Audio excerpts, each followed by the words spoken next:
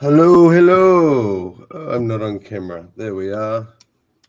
How are we all? Greetings, Silverwolf, who's at work, so can't talk just yet. Tobin and Midnight. Welcome. I'm Midnight Sparkle and I'm gay. Maybe actually no, but whatever. How you doing? I'm not And the exactly goddess. straight either, so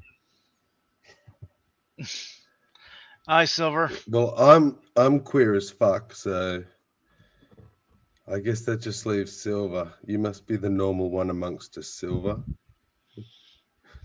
I'm just going to assume it. I'm going to share this article, this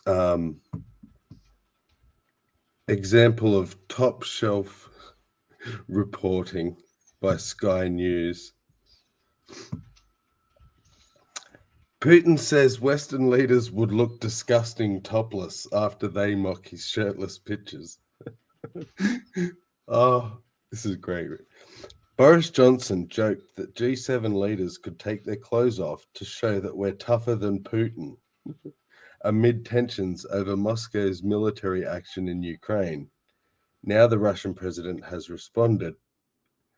Vladimir Putin says Western leaders would look disgusting if they were to undress above or below the waist. The Russian leader hit back after the G7 leaders poked fun at his liking of bare chested photo ops during the summit. As they sat down for talks, Boris Johnson joked that G7 leaders could take off their clothes to show that we're tougher than Putin. Oh, leaders should show them our. Leaders should show them our pecs, he said. Canada's Justin Trudeau joined in, saying that they should put on a bare-chested horseback riding display, one of the Russian leader's widely publicized athletic adventures. Ah. Oh, yes, added European Commission President Ursula von der Leyen. Horseback riding is the best.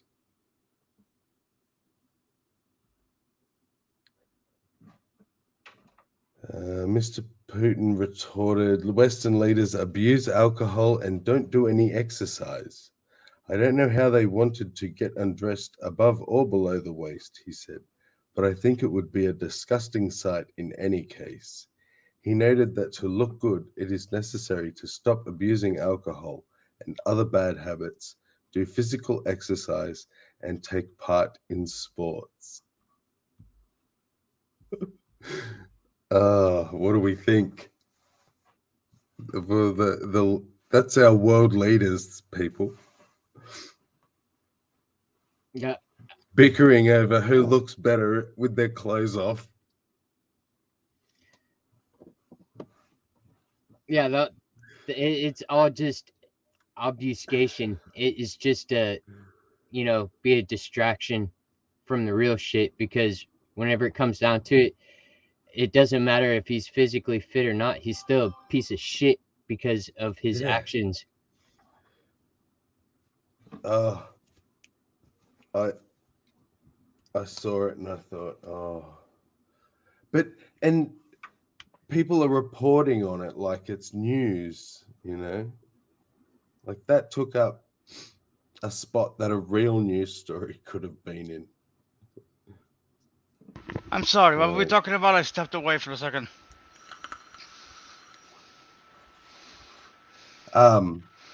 Boris Johnson and Justin Trudeau had a shot at Putin because he likes to get photos with his shirt off. And Boris said that Western leaders should take their clothes off to show that they're tougher than Putin. And Putin struck back and said, if Western leaders took their shirts off, it would be disgusting because they're all fat alcohol abusers. I mean, yeah. He's not wrong, but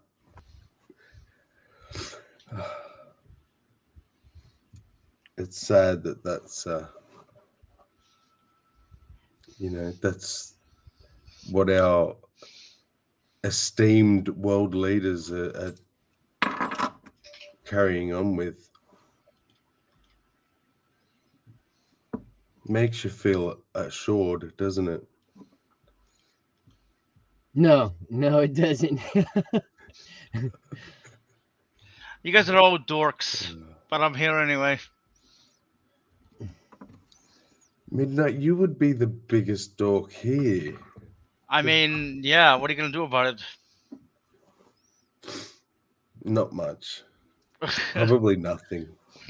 In fact, I'm going to play this little My clip. milkshake brings other boys to the yard. That's what I'm So going to do. where's Wildheart? But anyway, I don't know. I expected him to show up at some point. He may be passed out or uh, it's quiet without him. I mean, I'm here and I'm pretty loud. Bah, bah, bah, bah, bah, bah, bah. It's like he's here. Bah, bah, bah, bah, bah. I'm sorry, but he just comes off so childish when he says that. Bah, bah, bah. Like, what are you? I know. What are you Well, talking about? I said to him, "Is it a tick that you can't control?" And he's like, "No." Like he just does it on purpose. Yeah, well, he's insane. I love him. He's an odd child. Oh, Silva responded before I didn't see it. She said, "You wish I was the normal one in this group." So there you go. None of us consider ourselves normal. And No, Pixie says, it's the people who think normal is I think we are the normal. It's just it's the people who are all like suits and ties and trying to act all proper and shit and be something that they're not. Those are the fucking freaks. yeah, absolutely. What the hell is normal? Normal is me. I thought we were So all we all, dorks here. Well, I mean, we are, but I'm also normal, if that makes sense. Honestly, I don't know. I'm tired.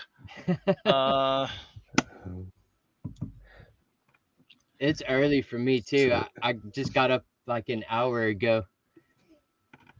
is it still dark there? No. Oh, okay. I just have the lights down. Is that just a curtain in front of, or is that a screen? What is that awesomeness behind you? I got gifted a light. Oh, it's a light. Yeah. That's got, putting an awesome effect in the background there.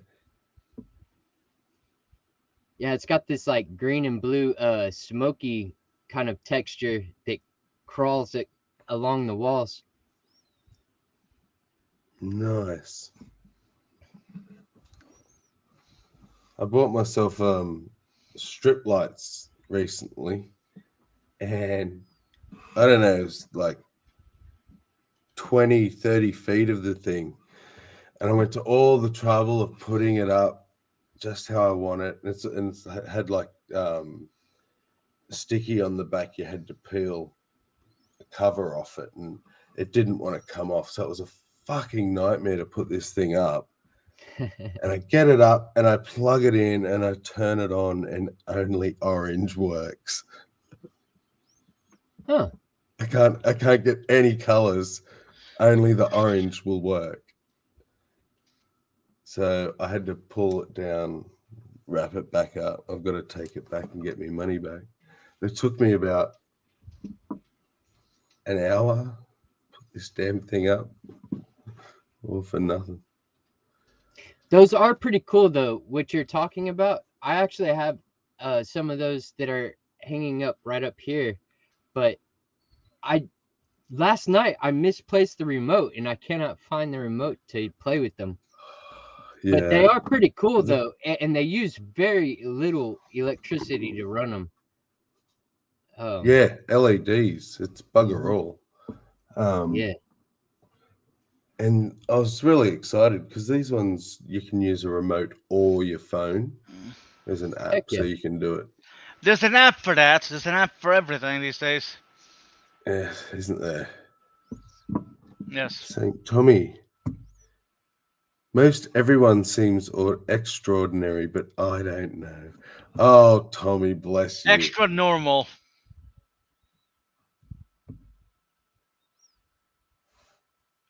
They still don't compare to lava lamps.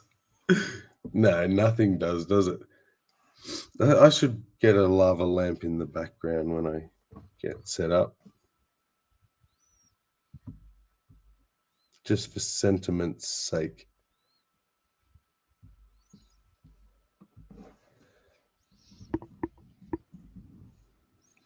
Heck yeah. Let's see. Why?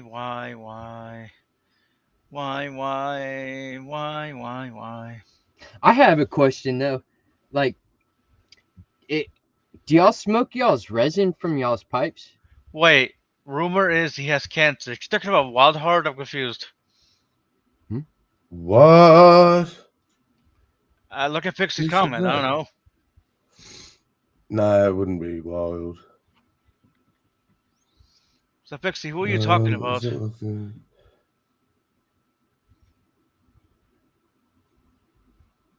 looking back through.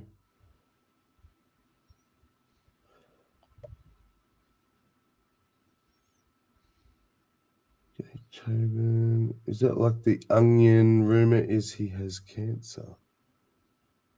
Oh, Putin. Ah, yes, Putin. Okay, never mind. Yeah, I Putin. wonder. Duh. Well, that's He won't. okay. He won't release it until he's just about dead. So resins from our pipes. Do you mean like the black shit that congeals inside them? Oh, I've tried it in the past when I've been desperate, but it doesn't really smoke up that great. No, I'm in one of those moments where I ain't got You're nothing, desperate. and I may not have any for a little while. So best you can do is try and what we call spin, which is add tobacco. So spin it out. Oh, Chop tobacco through man. Ooh. it. Add tobacco to it? Yeah, but do you know, I don't, but the majority of people in Australia smoke their weed with tobacco. It's called spin. And you say to them, why do you do it? And they'll say to make it go further. And it's like, have smaller cones, dude. Like, what the fuck? Who did we lose? Midnight. Oh, Midnight, yeah. Midnight does that. He has something against greeting, or he greets, but he doesn't. Is goodbye still considered a? No, it's not considered a greeting because you don't greet. What do you call that? Oh, it does have a There is a name. I think so. Yeah, to greet whenever you are like joining a group of people, and then whenever you're saying goodbye, you are kind of I don't know. I think it's rude. Like if you don't say goodbye. Yeah, like when you're in an actual group of people, like there's all kinds of reasons. Maybe his internet dropped or something. I'm not sure exactly what happened to him, but yeah, like saying hello and goodbye. Yeah, I'm trying to think of that word now. And is there a word? Now I'm gonna have to look it up. There's greetings and then salutations. Well, but Is that I'm it? pretty sure that's the sort of the same as greetings. I thought, but I could be wrong.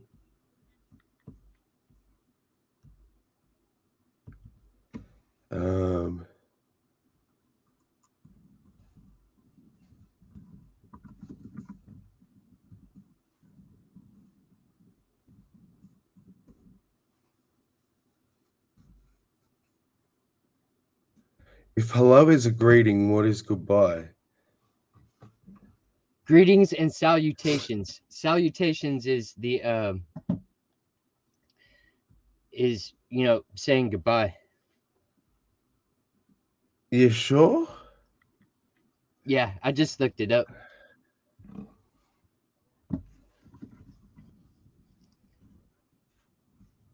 At least I don't know. I read really quick, A so I could still gesture be wrong. or utterance.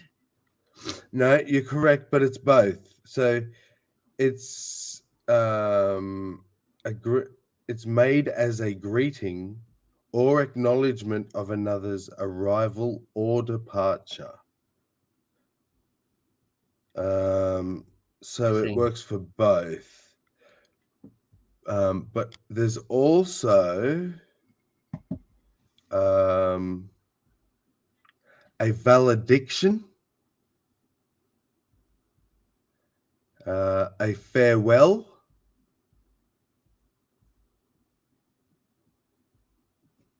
That's the only answers people could come up with. Okay, That's so fascinating. salutations. Hello. Salutations can be a greeting or a closing. If it is a greeting, it is called a valediction. Oh. If it's a greeting, it's a valediction. Mm-hmm. So they got it wrong. This is Reddit, so I'm not surprised. Valediction. Bid farewell. No. Where are you reading that? Because I've got here Wiktionary. So the Wiki Dictionary is saying valediction is to bid farewell. A speech made when leaving or To parting bid farewell. company. Then maybe Yeah. Then maybe what I'm looking at has it backwards. Oh wait, it's because I'm not looking at language. I'm looking at speeches. Valediction's counterpart is a greeting called a salutation, and that's true. I guess because I'm looking at speeches, at farewell speeches. That might be why. Felicitations. Oh, there's another one. Now I have to look that up. It's what people say at Christmas time. Words expressing praise for an achievement or good wishes on a special occasion. Okay, there we go. Now I'm in a different one, not to do with speech writing, and it agrees with you. Salutations is hello, and valedictions is goodbye. Right. Well, there you go. Good night, Jody. Have a good sleep. So I have to try and remember that valediction.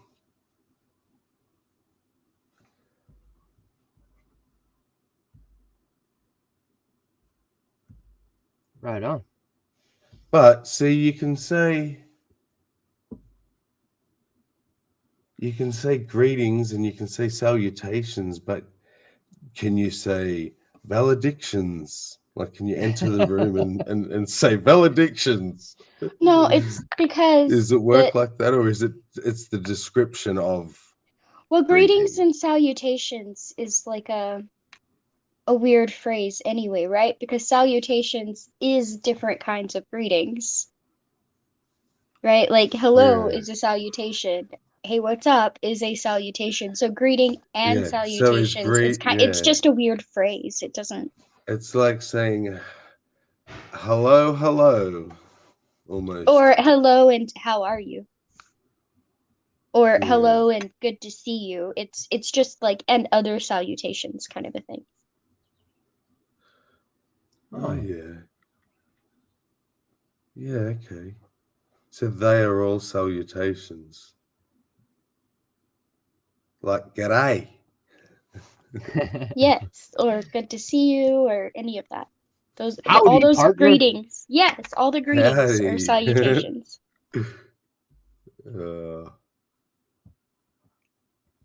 Yeah, okay. It's like salutations is a slightly fancier word for greetings. Sandy's not high enough for this conversation. Well, salute, right? Yeah, Salutations. salute. That's what I thought. Well, Sandy, I'm almost high enough for both of us. Oh, I shouldn't have said that. Tobin's sitting there without any. Oh, Can you there'll get be some more. or I will eventually get some. Eventually. what? Is it sort of dried up around you or lack of funds? Yeah, it's more of a lack of funds or trying to be responsible and not spend money at the moment. And see, that's another reason Yeah. why I think weed is like pretty fucking like harmless, as far as like the drugs go. Like whenever I need to not buy any, I'm not exactly freaking out or anything like that, I know I will find some more weed, That's good. you know. I don't really let it doesn't seem like a really bad addiction. I've seen other people go You're through not withdrawal too fits. dependent. Yeah. Yeah. Sad to say, I'm fairly dependent. Like, yeah, I get the anxiety and stuff if I run out.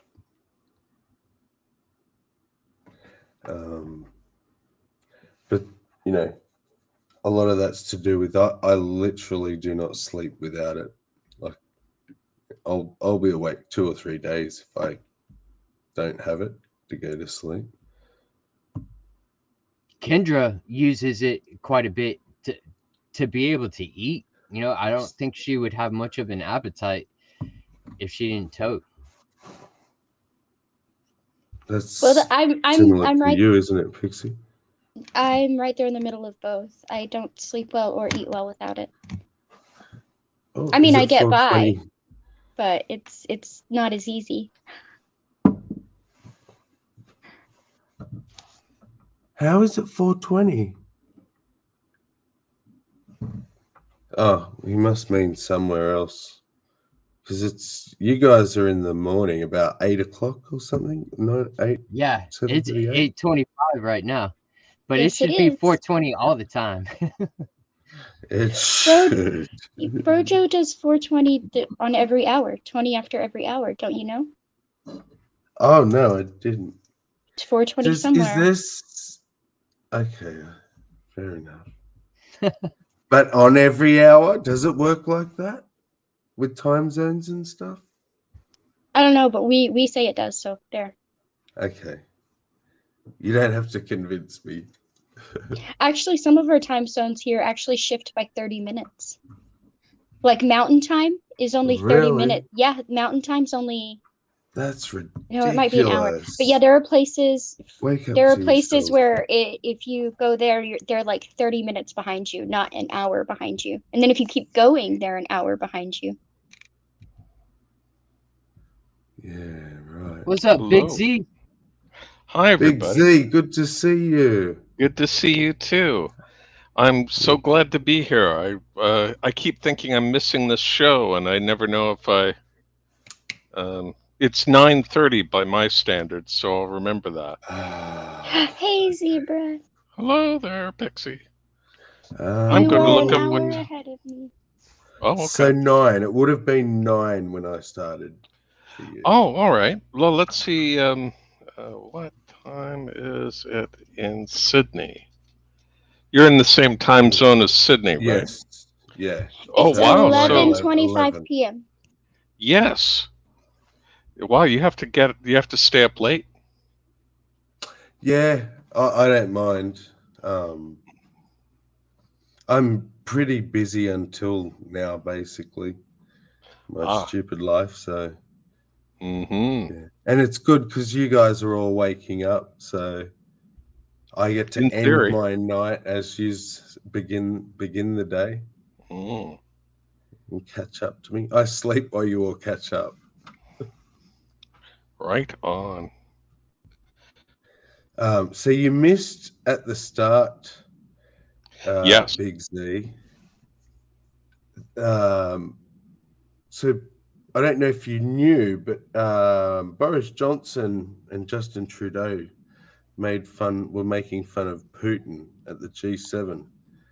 Really? Of his shirtless photos, yeah, and saying that they should get their shirts off. I think they actually said their clothes off to show that they're tougher than Putin. Oh my And God. Putin struck back and said they're all overweight alcohol abusers, and that if they took their clothes off, he doesn't know why they would want to take their clothes off, because it would be disgusting. Well, he said all Westerners are, and I stand by my statement earlier. Yeah. So there. Well, Putin, I'm sure he's got muscle under his flap because he's probably a narcissist and is incredibly concerned about appearances.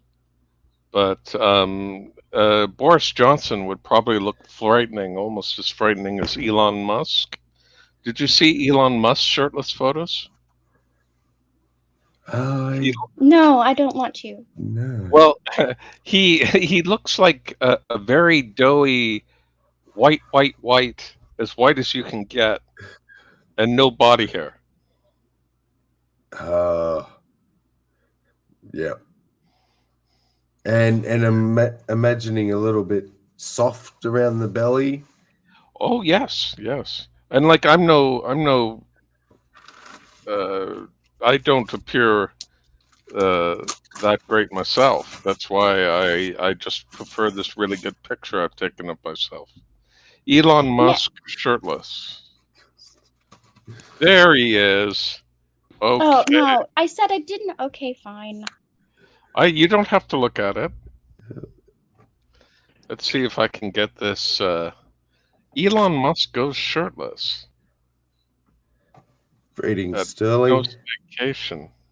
Hey guys. Hi. Hello. Wow, I'm having trouble getting the link here. They don't make it easy.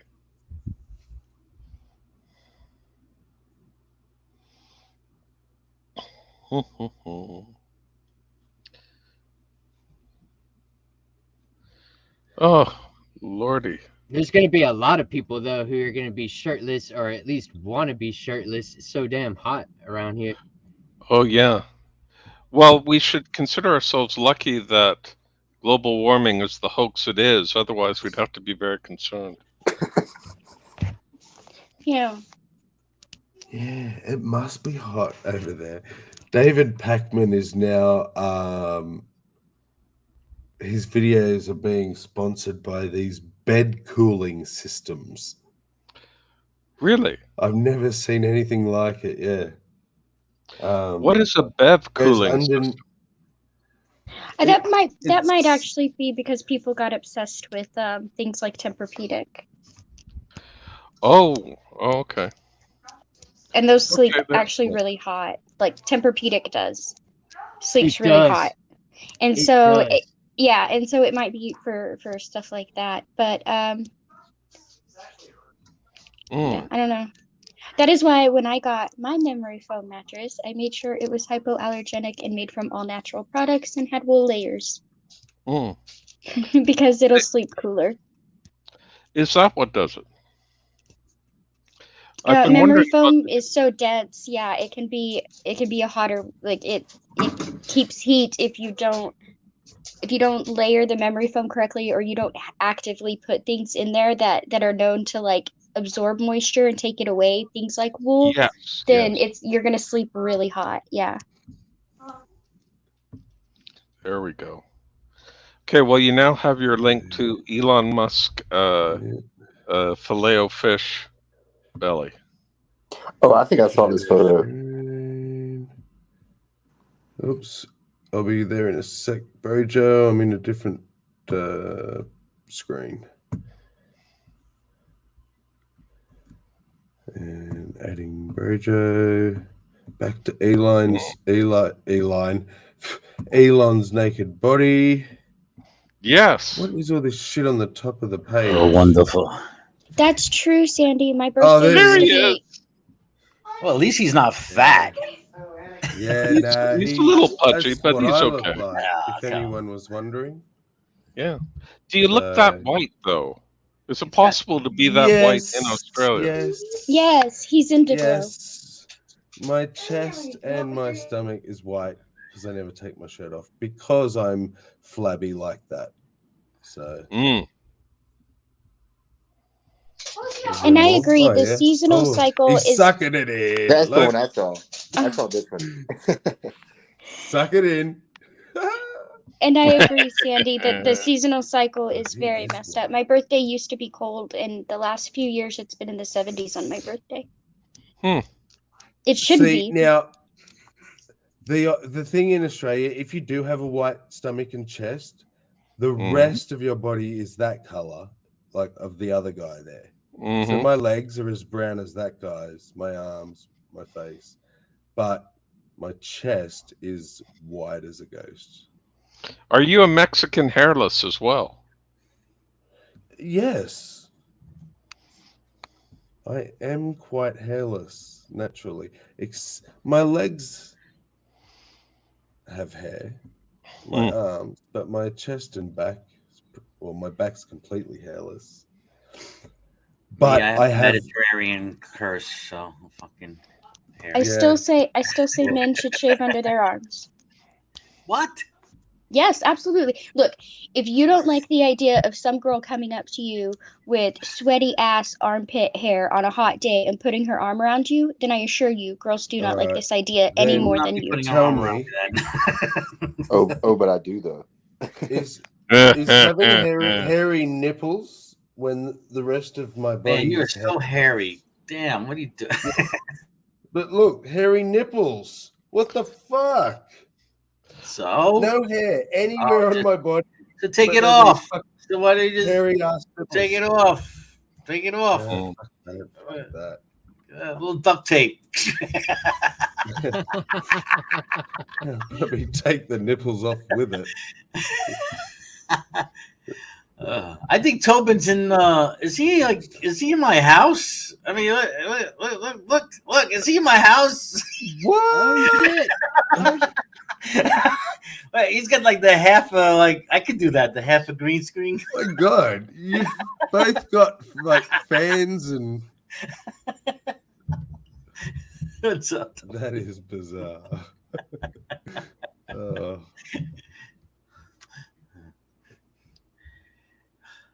fans work good. The window fans, they do. How's Tobin doing these days? I haven't seen you in ages. Tobin has been trying to figure things out. Like, as far as like my music and stuff like that, I've been trying to find my way to make a business out of it. I've gotten to become a part of BMI, which is a performance rights organization. I'm getting prepared to be able to perform our music that we put up on YouTube. Okay. And I've also just put in an application to a place called Plaid Dog, which is in Boston, Massachusetts, and they're having a contest, and they're going to pick a winner that will get a round trip to be able to go to their recording studio and record, and that they said they'll also help with promotion and stuff like that. I'm not sure. I just I saw it and I was like, hey. The entry conditions, is it like one song or? Yes. Yeah. I had Do you know what song you use? I used Uncertainty. Are we gonna hear this thing or what? Can I play it, Tobin? Oh yeah, absolutely. Please. Let's play that song. Fuck yeah. I'll find it. Yeah. Is your channel called Ken Bin Fam or Tobin Templeman? It is Tobin Templeman. Yeah, that's what I thought. Drop your link with the music, man. Oh, if you got a link faster, but I'm almost there. And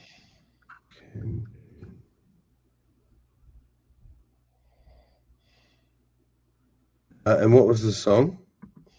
Uncertainty. Yeah. Okay. Truth claims. All right, sharing.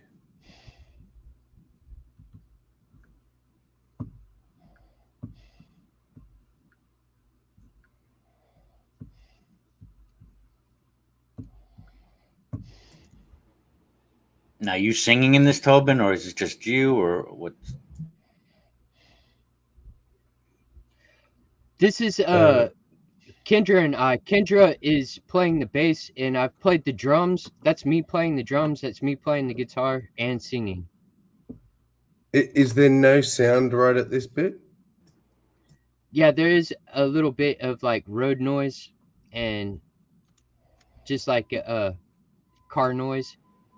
I'm not hearing there's my anything. Jeep. It's about to start. Oh, here it comes. Here it comes.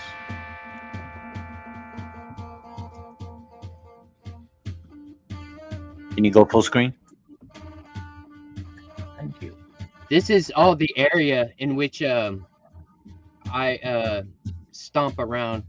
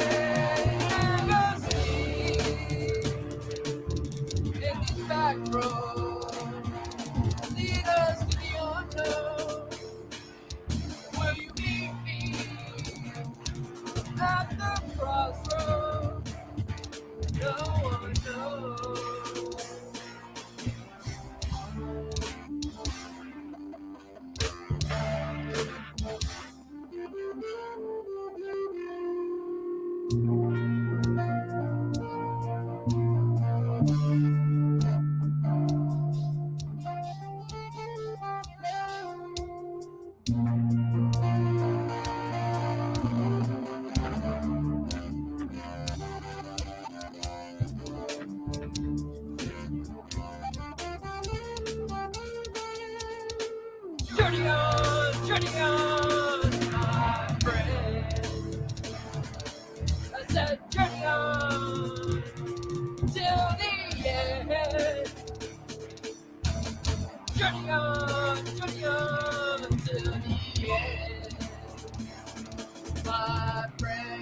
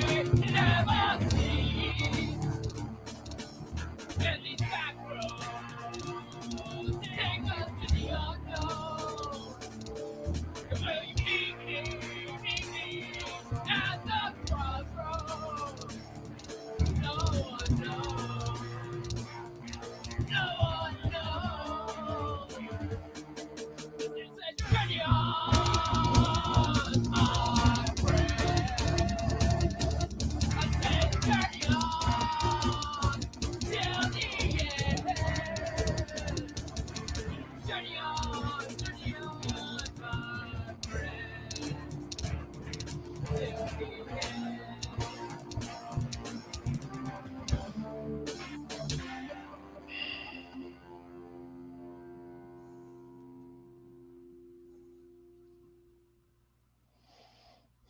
And that was Tobin, Dope. Ken Bin fan. Dude, that was awesome. Yay! Yay. Very nice. Hmm. That's sweet. Who Thank does you. your Heck yeah. Are you still? Do you do your own footage still, or you had someone else doing it before last time, didn't you? Oh yeah, that was actually Kendra and I were both just like passing the camera back and forth and taking pictures. Most of that is Huntsville, but like all the dirt roads and stuff like that, that was like actually like really close to my home. Huntsville, Theo. Tennessee. Heck yeah. There's a Huntsville, Texas. Tennessee, right? Texas. Okay. Yeah, like we have a Pasadena, Texas, and there's actually Pasadena, California too. Like Right. I've noticed that a lot of our cities have names. Like I think every city has an MLK road that's a major Mm. road in the city. We have a lot of names that we share. And Paris, Texas, too. Yeah, Paris is another one. Hmm. One of my favorite YouTubers is a guy named Isaac Arthur, who writes about superstructures we might use in space someday. And he also does a lot about the Fermi paradox, which is why the question is, if the universe has a lot of life in it, where are all the aliens? And so his latest video is the Fermi paradox, absent megastructures. So normally writes about megastructures, but now he's doing a video about the megastructures we can't see, which I think is kind of funny. Sorry, that was a topic switch. Is this Isaac Arthur? Yes. Isaac Arthur? Isaac Arthur? Yes, Sorry, he I has should make this fun of how he amazing talks, speech but- impediment, and he still does his own voiceovers, so it's really great. Yep. And he is ex-military too. Yes, and some sort of physicist. I think he has a master's in physics. And Wow, yeah. Okay. which is tough sledding. If you've ever taken math or physics in university, you get a feel for how difficult it is. And Oh, look. Dee says they're staying away from humans, and Sandy says they're staying away from the humans. I Well, think here's my thing. Why do Yes? we assume if there's life out there, they must be so much more advanced than us? What if they're far more primitive than we are? could be. After all, why can't they just be algae? You know, maybe they're all prokaryotes and not eukaryotes like we are. That's eukaryotes have this weird thing where imagine a sort of cell within a cell that protects the nucleus where all the DNA is, and prokaryotes don't. And well, anyway, you get the idea. Yeah. What if it takes 13 billion years for everything to just finally come right for life to start, and we're just the first, or at the beginning, Or maybe of there are at least advanced life? Anyway, we could be the first advanced life out there. we could be, or there could be advanced life before us that died out, that didn't make it, that had some disaster. Yep. Could be a lot Maybe of things. alien life is even more incompetent than human life. How That's- advanced Well, are maybe we, not though? just I mean, incompetent, but like it could have been anything, right? Like if a meteor hit us, we probably wouldn't make it despite our advancements, right? So like Yeah. if they were developing and then they got smashed by a meteor, Well, I mean, what if the aliens were so stupid that they didn't cotton on to the fact that global warming is a hoax, and so they spent all their resources trying to clean up their environment when it wasn't necessary, and then okay, that's enough of that. But I'm just really enjoying jokes about global warming when it's becoming increasingly obvious what a shitstorm we're in for. Well, this is what Critical Cupcake is saying. Environmental collapse is seeming more and more likely. Yes. Fortunately, Canada has a huge amount of territory up north, so when global warming melts the permafrost, we can start planting crops. yeah, well, in the global warming debate, I always said the Earth is not the one I'm worried about. If she fights back, we're all gone. Mm. Yeah. Mm. if what shoots back? And you know, Huh? No, I said in the whole global warming discussion, the Earth is not the one I worry about. If she fights back, we're all gone. Yes. Oh yeah. yeah.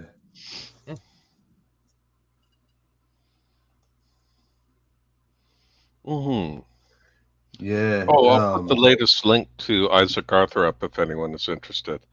Lately, I've been doing stuff where he writes an article about a space elevator or interstellar fusion to travel across the galaxy.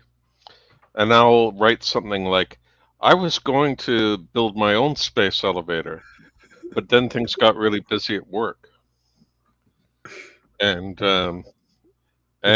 people seem to like that sort of brilliantly stupid comment where it's a whole new level of stupid. Yeah, I Here we like go. it. Okay, here we go. I've got the link if anyone wants to explore Isaac Arthur. And Yes, and I implore you all to check him out. If you like futurism, if you like talking about this sort of stuff, it's a gold mine. Like, you could just go on those binge watches and watch him for weeks. He has hundreds and hundreds of videos, and it's all fascinating stuff about futurism and science.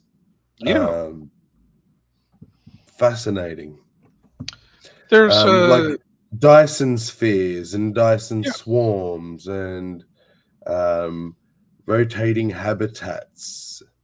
You know, and while anyone can think of, say, what it might take to build a space elevator, you have this weird thing where when you listen to one of his topics on it, he's thought about it so deeply that there are a million other things that come along with that attend these Yeah. sorts of things, and he's thought of them too, or researched them. It's really interesting. So you learn a lot, I guess is what I'm saying. Absolutely. Like my memory of the last space elevator one that he did a while back was talking about problems like we don't have a substance that strong yet that we could tether something to space. So that's the first thing before we even worry about the elevator or how it's going to work or what it's going to do is the tether. That's the biggest part. And it was from him I learned that there's a problem with carbon nanotubes and carbon fiber, so to speak, that's one atom thin. And the problem is that if you manufacture it and then it gets out into the wild, it could slice right through you. You could swallow some and it would cut right through your body. Oh. Because it's the ultimate. suck. The thinner a knife blade is, the sharper it is. But what if it's just 1 atom thick? Then you've got a real problem. Yeah. Wow. That was a good little, I guess you could kind of call it a series. Dealing with the Fermi paradox was Yes. different kinds of aliens. So stupid aliens, they just Yes. never, smart enough to get here. Crazy aliens, cryptic aliens, ones that hide. And Oh, so he did take the primitive route. I always wonder why. Oh, yeah. yeah. Oh, I'll have to look into route. it. I've just always wondered why people, Right. whenever they think of aliens, they automatically think they're like super advanced or whatever. Yeah, I marked his channel. I'm gonna be watching him later. I haven't actually I haven't heard of him before yet until today. Same. Yeah. Oh, he's brilliant. His playlists, he has one, I'm sure, about the Fermi paradox. Let's see. It's got to be here somewhere. Playlists. Rogue Civilizations, that's one. He has a wonderful one on stay-at-home civilizations. And it shows a space snail on a planet somewhere. And hilarious. But Alien Civilizations, that's one of the playlists. Maybe I can post a playlist link, because that's so interesting. Yeah.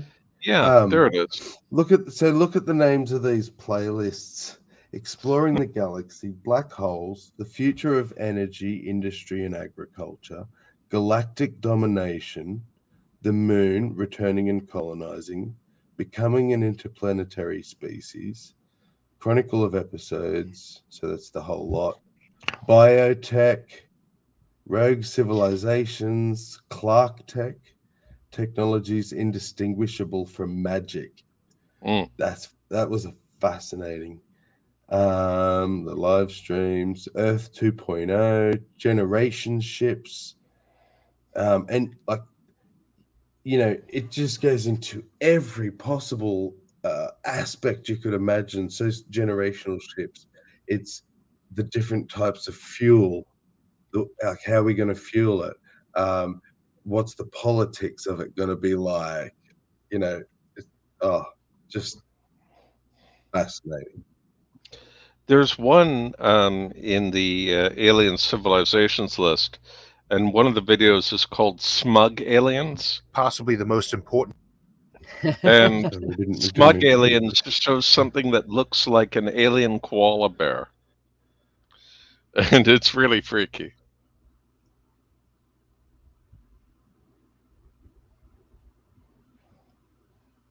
What playlist was that in? Alien Civilizations.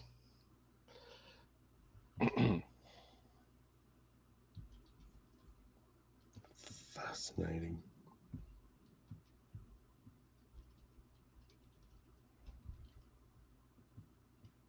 Civilizations at the end of time. That was absolutely fascinating. Yeah. Oh, just talking about like beings that by that point will have learned to perceive time so slowly that yes, it's the end of time, but 2 seconds feels like a millennia. So that way they're not, because they're running out of energy in the universe at that point. Yeah. So I don't remember what I was reading, but I read somewhere that dogs actually experience time at about half the speed we do. Really? Yeah. How could they check that? I don't know. I'm not sure, but like if you look it up, they'll do videos like how a dog perceives time, and everything's like dragged out and slow, and they were saying different animals perceive time differently, and they were going into some animals that experience time faster than we do, and animals that experience time slower than we do, and apparently a dog landed on like experiencing time at almost half the speed we do. I actually mess with people when they ask me, "Oh man, this day is going by so long. Like I wish it would just get over with." And I'm like, it took the same amount of time as it did yesterday and the day before that, and it's probably going to take the same amount of time tomorrow and the day after that. I don't know. Like I don't really understand the concept of this is taking longer, or wow, that went by so quick. Like those two statements have always kind of puzzled me. Like I'm like, I think I didn't really understand it until I got older, and I always say the older I get, the faster time goes. But there's a psychology behind that, right? And the thing is, they say that when you're young and everything is new and you're constantly processing like new experiences, new information, and so your days are very highlighted, right?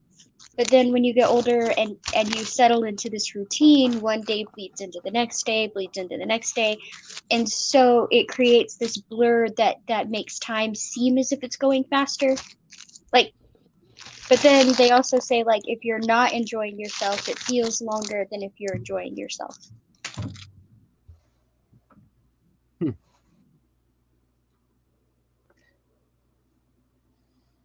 Like, if you put me in a group of my friends and we're playing games, 2 hours is going to seem like nothing. But you stick me in a stuffy boardroom with people I don't care for 2 hours, and it's going to seem like that 2 hours is taking forever. Huh. Yeah. And why did you say it is? It's divided into two, right? Like, if you experience time differently from day to day, it's largely emotional. Like, whether you're having a good time or whether you're really uncomfortable. But the difference between like a day or a week lasting so long in your childhood as compared to being nothing now is the difference between like routine and processing new information. Oh, well, that's okay. That's another. So there's another aspect to it as well. So it's about percentage of your life. So when you're 5 years old, a year is a fifth of your entire existence. Whereas when you're 50, a year is a 50th of your existence. So right, now you add to that routine. Now you add to that routine and how much things bleed together, because you're not in new situations, learning new information, navigating new places, right? Like, because all the newness is gone and your brain's not working extra hard to process that, and you're in a routine that's bleeding together, it like creates this effect. There you go. Logarithmic. That's the term I didn't know. And now I know it. Name for it. Logarithmic. The older you get, the smaller a period of time is to you. So, but that's just a feeling. It's just like a passing thought. A perception. Comes, but but meanwhile, in reality, time is still moving at the same exactly the same pace as it was the day before and the day before that. And I mean, we only have. And technically, it wasn't, because it's relative, so it's always wibbly wobbly. Okay, see, here's my question though. My question is it a feeling or is it an actual perception, and do we know? Because the day is the same amount of time. Well, Critical says it's a perception, and if he said it, it's true. Trust me. Well, the reason I say that is because like the day is always, like it's like Tobin said earlier, the day is going to take the same amount of time today as it did yesterday, as it did the day before, right? But my dog experiences the same amount of time at half speed. So if we perceived time is going slower, is it more than a feeling? No, it is just a feeling. I mean, don't forget your brain works in multiple times already, because it doesn't process how your senses arrive when they arrive. So it's the interpretation. Okay, got it. The interpretation, because your hearing and your vision work at completely different speeds.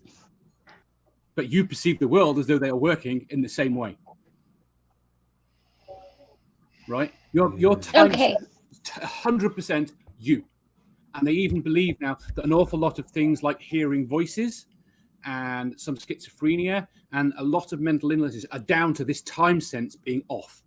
So people, when you've got a voice in your head, you've got your voice in your head when you're thinking. I had to go to this topic.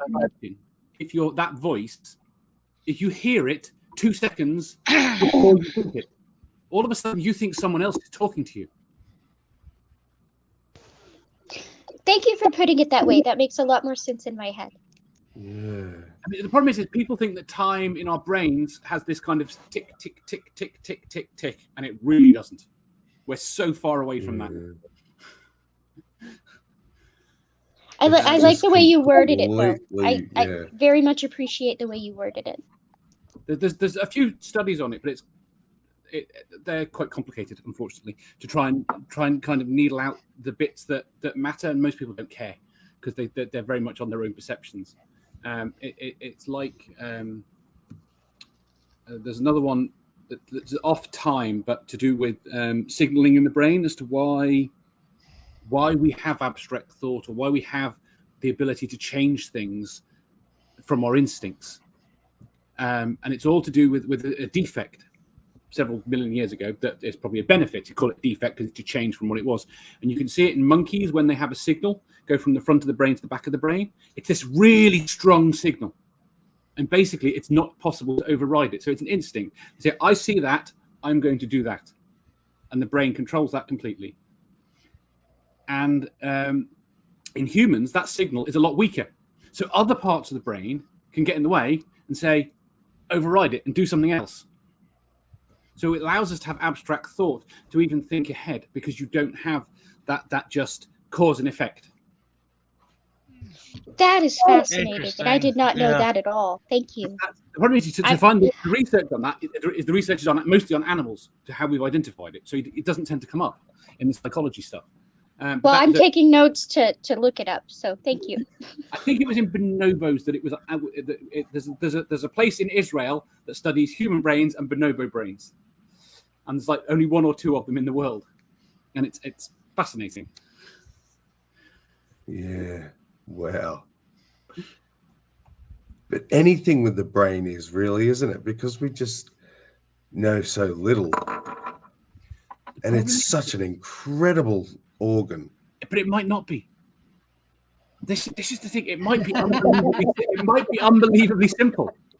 But it's that's the wrong way to say it. It is. I think it is probably unbelievably simple at its base level. And on top of it has been built all these layers that hide things to simplify. I mean, an awful lot of things seem to come into. No, it's gone. How we. Do you know what black boxing is? They keep them in airplanes? No. What do you mean, black body radiation? No, I mean black boxing in terms of engineering, in terms of computing, where you have you give up on, you have inputs and you have outputs, and some of the time you know that if you put this in, you'll get this out, and you don't know what happens in the middle, and you can do away with it. Yep. And you do. So what we do with a lot of medicine, we know the result, but we don't know the mechanisms a lot of the time. Yes. Right. Now, it looks like the main reason the brain works the way it does, and this goes to all lower level things, it's not just us, it's not just complicated things, it's also simple, is that what the brain tries to do is get rid of everything conscious. As much because consciousness is unbelievably resource intensive. So if it can get rid of as much of that as possible and kind of put it away so that the brain does it automatically, it does. It's like when you turn around to ask someone, name an animal beginning with E. Your brain does not remember all the animals that you know beginning with E. Your subconscious just comes up with one and throws it at you, and it always would have come up with the same one. All right. Yeah. That you don't know. You don't think about it because it's just there. It pops into your head. It's already it's made in the subconscious. It's done. And these shortcuts are what save us energy, and they're really simple. And there's an awful lot of skill that we kind of go around in terms of things like meditation and mindfulness, where we try to stop it doing that. So we consciously make decisions about these things. Eel is another critter that starts with E. Say that again? Sorry, Big Z? Eel. Oh. An eel starts with E, but it's not an animal. It's more of a fish, I suppose. I mean, Fish is an animal. yeah. Well, there's this weird definitional thing where, of course, almost every living thing comes under the phylum Animalia, but there's also the definition of an animal having fur and 4 legs, that sort of thing. But that definition is sort of going the way of the dodo. I know some people still separate like reptiles from the rest of the animal kingdom. Like reptiles are in their own category, fish are in their own category, and then there's the rest of the animal kingdom. Mammals. Well, not just mammals, because marsupials are looped in with the mammals in that aspect. Right on. G'day, John. Good to see you, bro. What's up, guys? Hello. How the hell are you? Hear the birds tweeting? Yeah. Can you hear me? We hear you. Yeah, we can hear you and the birds. Yeah. Sounds awesome. Sitting behind my favorite dead tree.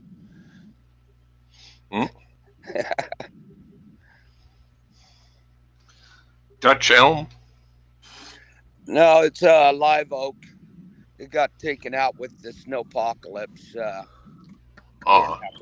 year and a half ago.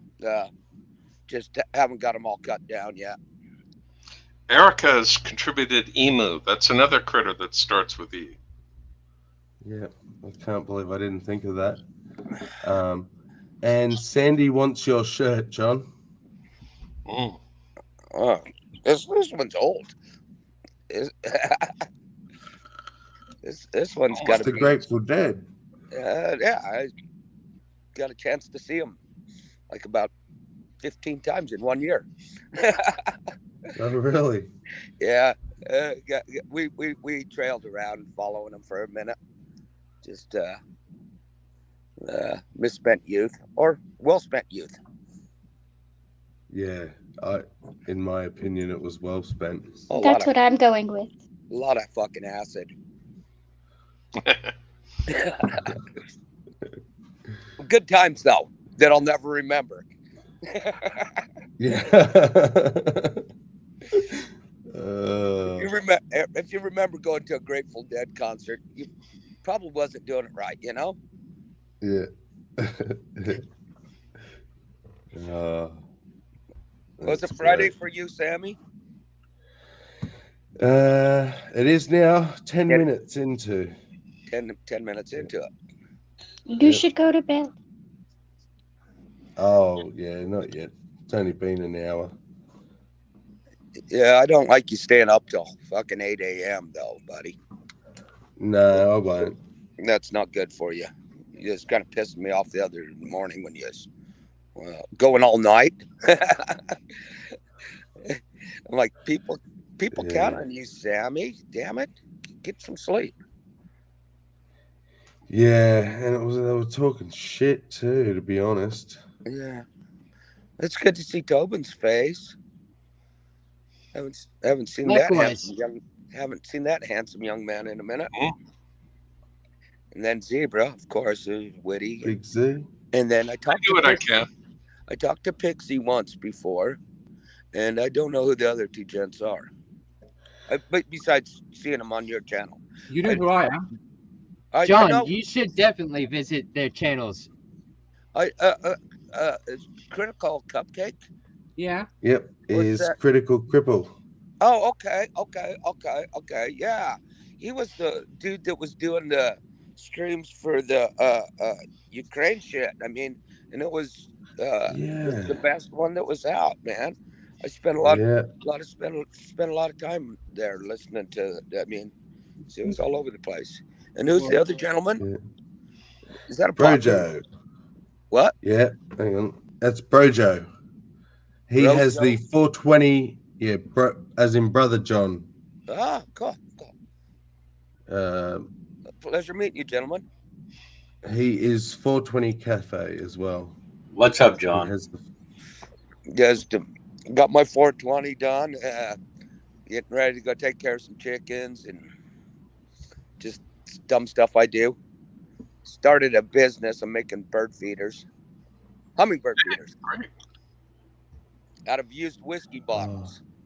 But my liver can't keep up with drinking. Maybe you can buy the bottles directly. Now, there's a problem with that because of people bootlegging or baiting and switching. Because I talked to them at the bar about saving the bottles for me. They're like, we have to break them. And there's a law that I guess some dumbass was taking, say, George Dickel and dumping it into a Crown Royal and charging full price for it. And maybe people put them in their recycle bins and you can just lift them out. Yeah. Well, I found some ones from IKEA, but I really like the recycling part of it because I do them out of copper, and I got a company that does heating, air conditioning. When they take out the copper line, 1/4 inch, I get that from them. I buy it at scrap prices, and I got a sheet metal place where I buy the scrap copper for the flowers that I make on them. And then all the wire comes from an electrical company that buying it all as scrap. So it's repurposing, you know, and when I was in Utah doing that, I was able to charge a more premium price because people love the idea that it was all recycled. Right. You know, where I could, you know, selling them all day long, you know, out of new stuff for $40, but I could get 60 out of the recycled. So I pay higher for recycled stuff because I appreciate that it's recycled. Yeah. Even my shoes are made out of 95% recycled material because I don't know why. It just sounded like a good idea to me. It depends what it is that's being recycled, because some of it is some of it's a con. Me and Tobin was talking about recycling plastics, and I'm still the thing I found is I'm able to melt them down with heat, but I got to get them shredded to a perfect consistency, which I haven't figured out how to shred it right yet. So, but I wanted to make benches out of them, that and sawdust, make a composite and stuff. So, or I hate throwing anything away. It is, it's not something I like doing. The chickens will eat just about everything, and then the dogs or the goats will eat everything else. But you know, the goats. I wish they would treat the plastics like metals. Like yesterday, one of the things I was doing earlier, I was taking all my cans, the aluminum cans that we drink sodas from, and we got it was like just under $60. I had like 120 pounds. Beautiful. And but why don't we treat plastics that way? You know, they complain about the recycling centers. There's like, oh, you know, people throw away all their trash and stuff, and you know, it's dirty, and we have to clean off these plastics in order to make them to where we can be able to use them and stuff like that. And like with the metal recycling place, you will get more money if you give them clean metals. Like if you give them stuff they have to break down, they're not going to give you as much money for it because they have to break it down. But like, why do they not like pay us for our plastics and just make it cyclical? You know, make it a circle. Because there is no viable plastic recycling.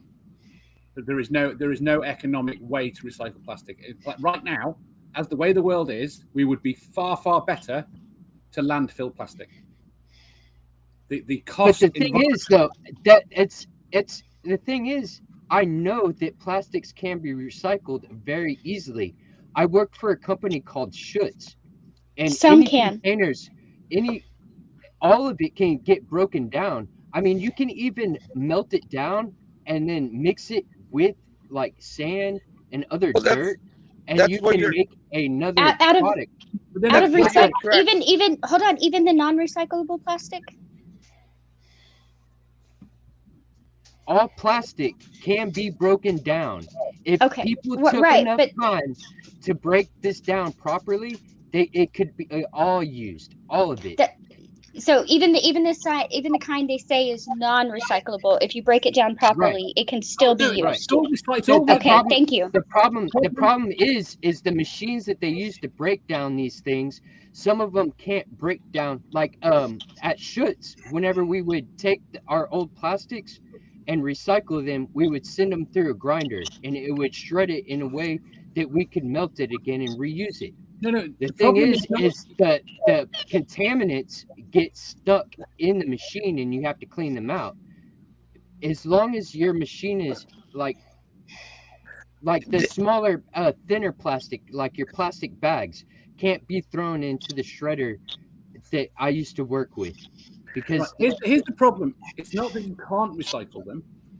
Okay, the issue you have is that every cycle of recycling of plastic degenerates the material, and the energy cost of recycling is substantially greater than the cost of production. Yes. Right, this is the problem. The problem isn't you can't do it. It's from an environmental perspective, it is a bad thing to do. The carbon footprint from what it takes to heat it down, I'm sure is great.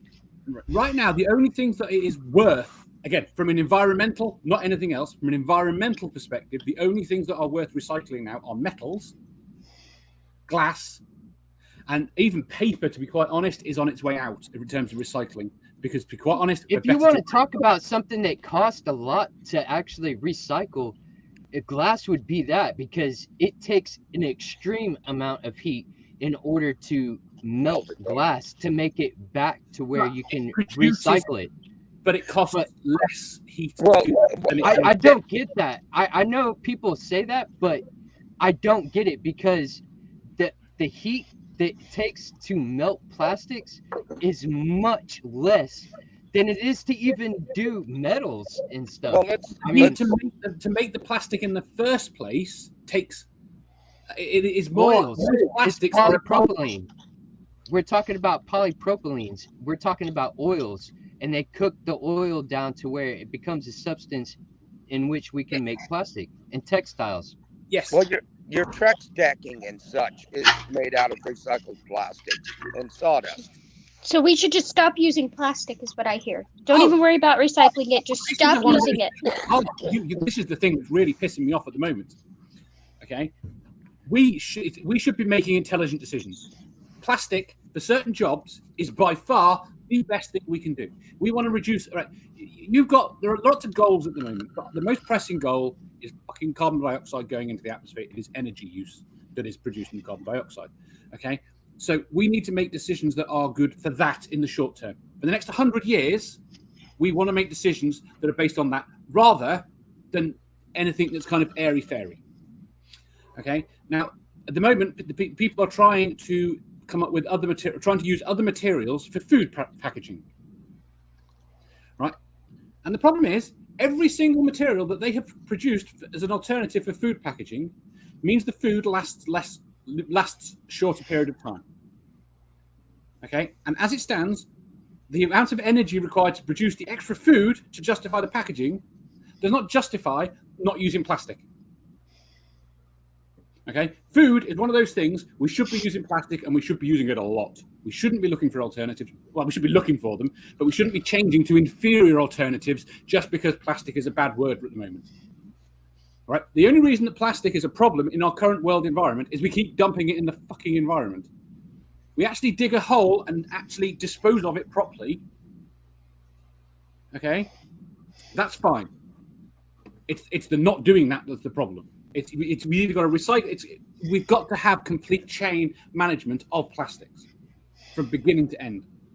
Right? If that's recycling, that's fine, but make sure you're taking into account the environmental cost of doing that. If it's dumping it in the earth, it's dumping it in the earth. But be honest about the fact that that is the best thing to do with it.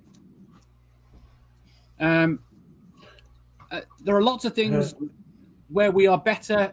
Anything. I mean, we would be much better growing more trees and using more wood in our environment because it fucking sequesters CO2. It sequesters carbon. Fast-growing trees.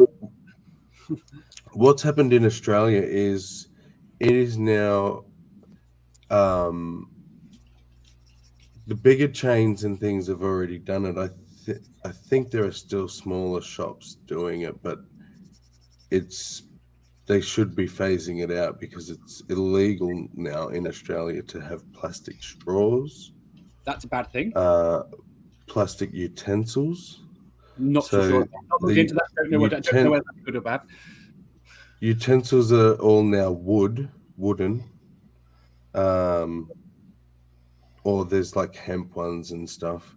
Straws at McDonald's and things are paper.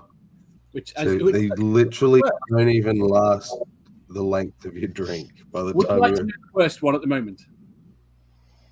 The worst one at the moment is disposable plastic bags. Okay, disposable. Which we've also made illegal. Right, they are environmentally better.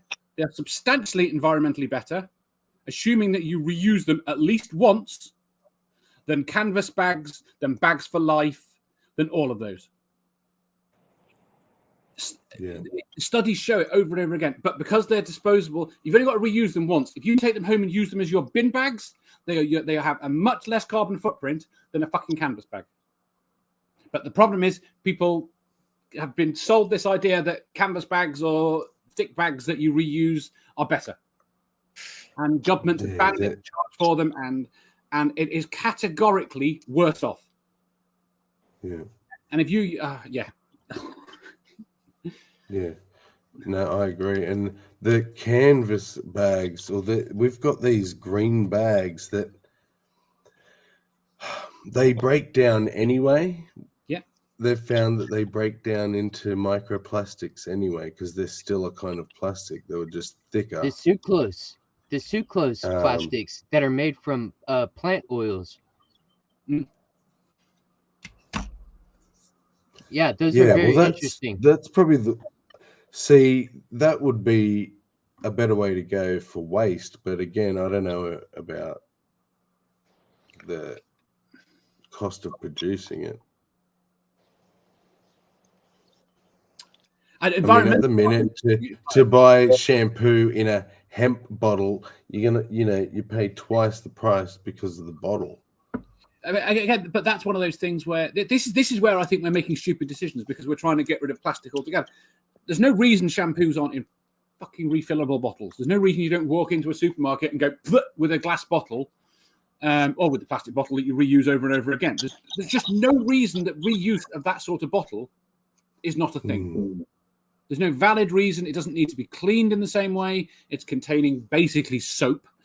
There's just nothing. There is nothing stopping us doing that apart from the will of suppliers and shops. I feel the same way about like juices and milk and most dry goods, though. Why do we not just have bins that we go refill?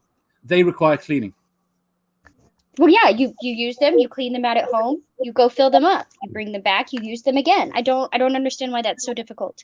Because they would need to clean the apparatus at the other end.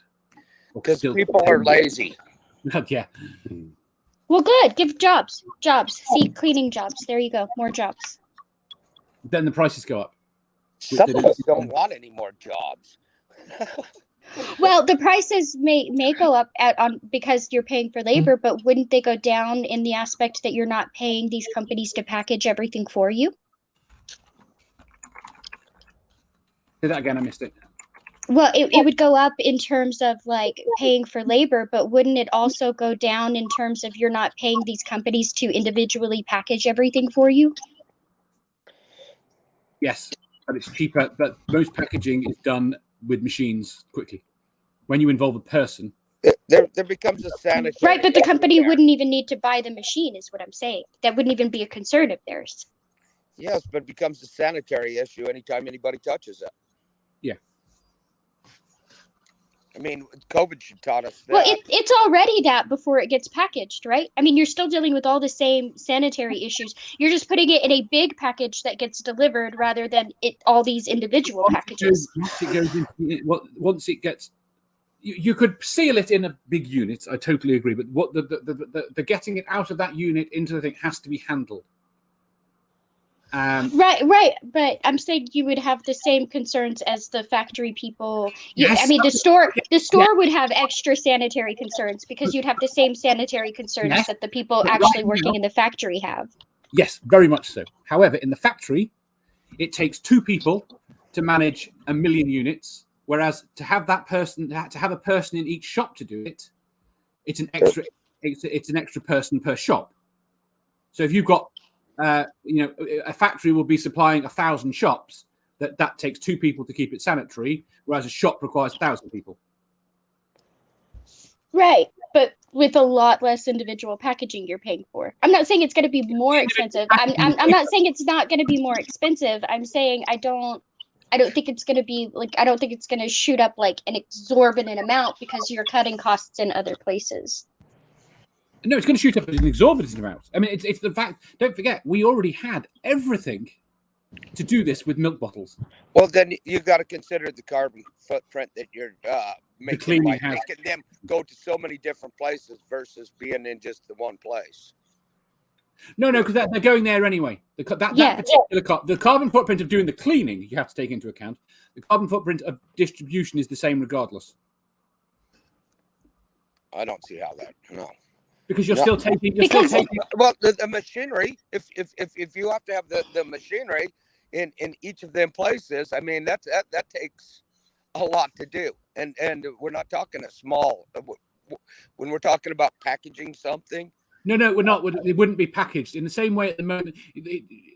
She's talking about packaging things that are currently packaged individually in the same way we do carrots, where you have a tray of carrots gets delivered to the shop, and then people go around with their bags and package them themselves with paper bags. Well, kind of. Well, have you ever been to the old candy shop where they just have huge bins of different kinds of candy, and you go get your little bag and put your candy in there, and you're good? Like I don't know why we can't just have like cereal box, like reusable cereal boxes where you just go in and you fill it from the bin. Honestly, that grosses me out. That grosses me out too. My kids have gotten foodborne illness worse than I have. Oh, wait, not the ones that open up. Hold on. Not the ones that open up with the little thing that you dig out. Not those. The ones that I'm thinking of, like, it's almost like you push a button and it comes out. Nobody's putting their hands and getting in there. Okay, yeah, I can see that. Yeah, I'm thinking of somebody fishing their hand in it. Oh no! It's kind of like that, but the lids lock, and it actually has like a dispenser mechanism where you like push a button and it comes out. Okay, yeah, you never. Or you pull a lever and it comes out. You never know where people's fingers have been. I mean, just even touching knobs and stuff to me. Yeah. I was a hand sanitizer freak before any of this shit came out. A little bit of a germaphobe. You know what freaks me out? Soda fountain machines. Yeah. I don't like fountain machines. They're gross. Yep, no, I'd agree. They can like if a place doesn't clean after those things, they get these boogers that like grow inside of those soda nozzles. Like if a place doesn't clean it frequently, it's gross. It is gross. I'm the person who just had to clean up some of that shit. Yeah, you can taste it. You can taste like a mildewy taste of the soda. You know. Yep, you're supposed to soak them in bleach water every single night. Well, and during the afternoon, you're supposed to switch them and soak them in bleach water.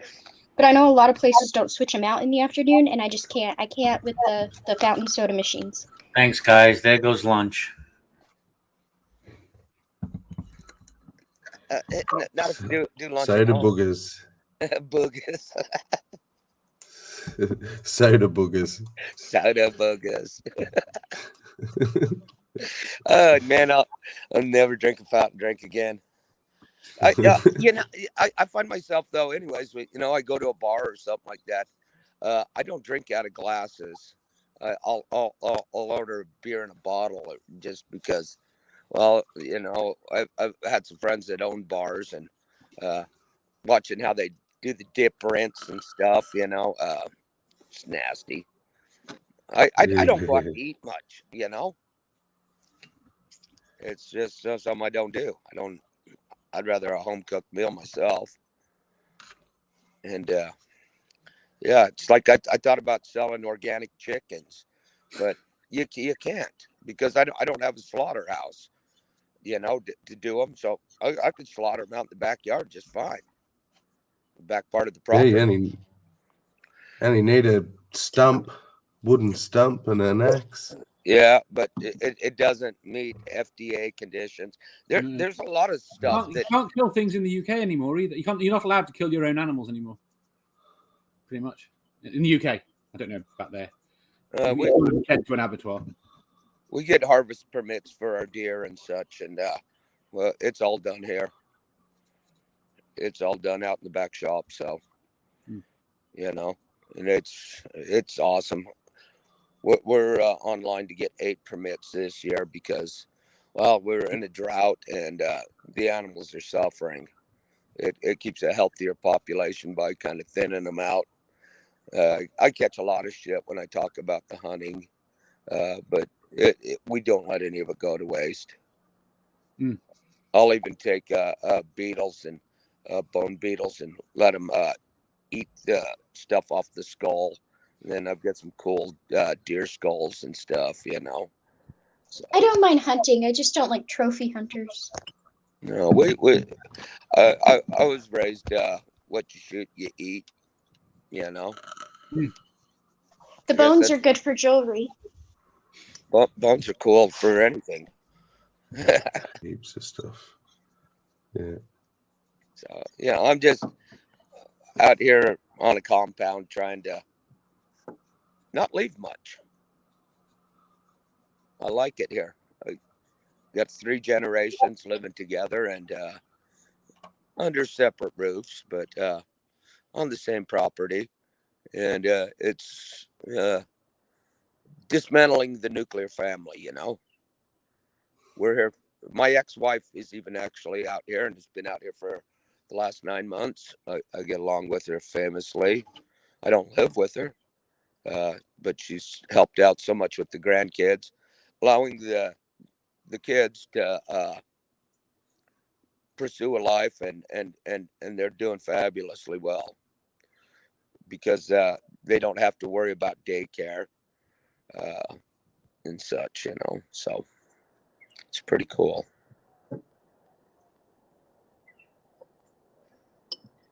Yeah, daycare is such a killer. It's you basically work to pay for it, so it's almost pointless.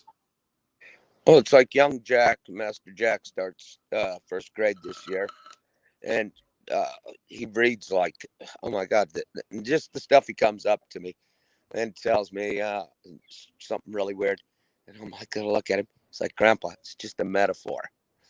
I'm like, words that I didn't know what the hell they meant till I was probably out of high school, It's so I see a lot of evolution happening. My daughter was a brilliant child, just golden with scholastics, and I was all right,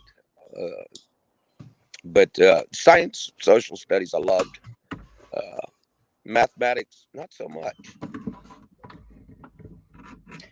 I have to give my salutations. I wish y'all a good day, a good night, a good time, and I'll see y'all on the flip side. Hey, love you, Tobin. Love you, Back Tobin. at ya. See you, Tobin. Later Good to days, see you, Tobin. mate. Likewise.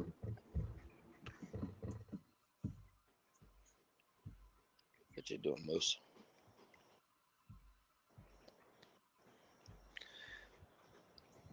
Crickets.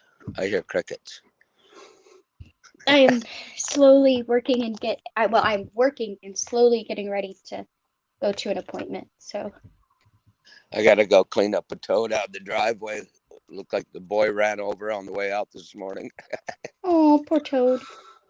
You know what though? I put it back into the garden, and it's circle of life, baby. You know, the plant that I'll put next to it will thrive for years.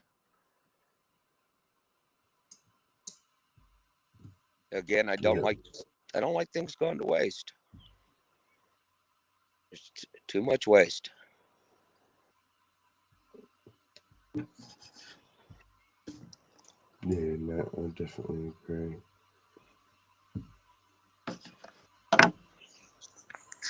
Gus wants to say hi. You tell him hi, Gus? Yeah? All right.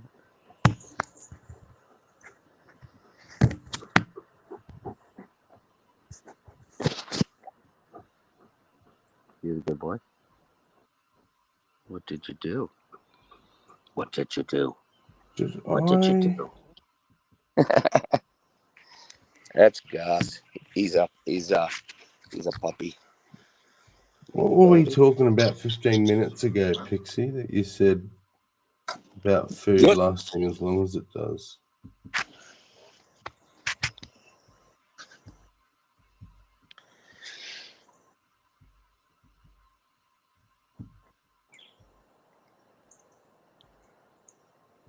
I know you guys were talking about you just showing alien clips before I came in and fucked y'all up. Oh yeah, no, Isaac. We were talking about the brain. The brain. Yeah. Haven't had one of them for a little while.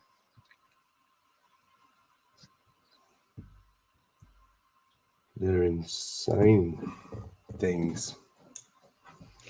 On that note, I will see you pretty shiny peoples later. Bye, Pixie. No worries. Have a good day at work, Bye. Pixie. Don't work too hard. And for you, young Samuel, you should get you some goddamn sleep, bro. What time you got? It is 20 to 1. All right. I can't say anything. I was up till about 1:30 last night, and still up at my stupid 5 o'clock in the morning. Yeah. I'm pretty lucky. I don't have to get up terribly early with my job. Yeah. But a lot of people count on you too. So, you know, a lot of people count on you. Yeah, they do. Well, it's pretty cool what you do. You know. And how you made a business out of it is pretty, you know. Yeah, I'm more surprised than anybody. Don't worry. Yeah.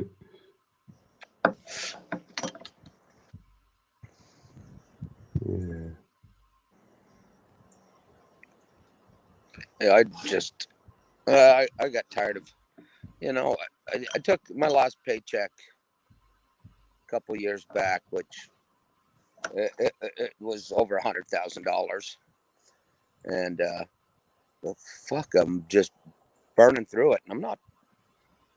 I've done some things, you know, but it's like dug up almost all the coffee cans of money. It's time to start burying some again. So, you know, these bird feeders, I don't know, I can make 8-10 of them in a day. And and I found some bottles from IKEA too for $1. I think for the small ones they're $1, $2 for the other ones. And they've got like the ceramic lid that's hinged. Well, that's plastic. It's not ceramic, but it's got the metal hinge, and they'd work best for what I'm doing. I did them out of wine bottles, and the cork would swell, then the sugars from the hummingbird feeder would solidify, and they didn't last long. Where some of these that I've done are over a dozen years old, the ones with the ceramic, and Wow. but then also I found if I impregnate the cork with silicone, it has a lot more longevity, which is pretty fucking cool. Where do you take them to sell them? I've just been putting them online. Where when I was in Utah, I'd do the arts festival, and then the farmers market and such. Here I haven't sold them here in Texas, but is hip as Austin is, they're about recycling. It's a fucking highly educated city. It's like one of the top 10 in the United States. They're about their arts. They're about music, which I guess again is arts. But Austin is not part of Texas. It really isn't. It's about as it's about as cool a hip place as I've ever been. And lived in the Bay Area, Virginia. I lived from Seattle to Phoenix to Warrenton, Virginia, just about 30 or about 40 miles out of DC, and it's a cool place. It's different than the rest of Texas, but you don't have to travel far out of Austin to meet real Texas, which I do enjoy going out and to little bars and talk a little politics with people. I found that if we get the discussion going, I buy the guys a beer, buy them a shot, then light up a doobie. It seems like everybody is more likewise in thinking. They don't get us offended so quick. How's that? Yeah. Discussions. Pixie says Austin is awesome. Keep Austin weird. It is weird, and I love it. And I'm trying. Well, it's funny. Is I can when I go to small town Texas, I'll wear my cowboy hat. I go to Austin, I wear my hair like I do. And just the act of putting on a cowboy hat makes people think I'm right wing, which I'm anything but. Yeah. But I'll still have the discussion with them, and if I can't change minds, which I don't think I do ever, but at least I open minds. Yeah. That's all. And that's that's all you can hope for. Open up. Just to get people willing to look at another direction at least. Right. And that's one of the reasons I'm trying to stay away from a lot of the atheist shows and shit, because it's just one-sided now, and I kind of want to know what many are thinking and such.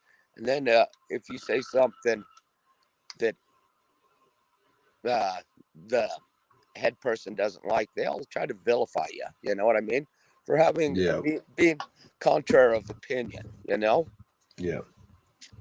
Well, there was one. That was something I recently had to actually. I've been working on myself. Is stepping into other people's point of view, their world, their frame of mind. Yeah. Yeah, that could get dangerous. Rather than just but rather than just immediately dismissing if they don't agree with me. Well, I found myself kind of being militant. You know what I mean? Towards the cause, and that's not gonna win anything. You know what I mean? a lot of angry Christians. So, you know, I thought, well, fight fire with fire. I'll be the angry atheist. But it goes nowhere. You know, it really goes nowhere. Yeah. Where I think the only change we'll ever see is with openness and, you know, dialogue. I don't know. I think the problem is I think you need all types. I think you need angry atheists, but I also think you need calm. I think you need people that are just living their lives. I think you don't know what is going to reach people. That's right. Yeah. I'm just not the one to be angry. No, I know what you mean. my age and my blood pressure, and I've had some health issues, and no, that's a younger man's sport, not mine.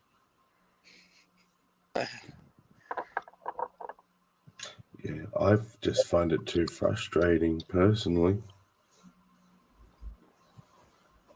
People don't care that they're wrong. Well, when you're stuck in a mindset that you're right, it's hard to realize that you're being wrong. Yeah. You know, if you've been brainwashed that that's the way things are. And I come from a Mormon family. My parents were not, but my grandfather was a bishop and such. And then they were Methodist Lutheran on the other side of the family. And when I wanted to be part of the Mormon Church, it was more because I was being pushed into it. I was offered money and clothes, and we was poor and needed the money.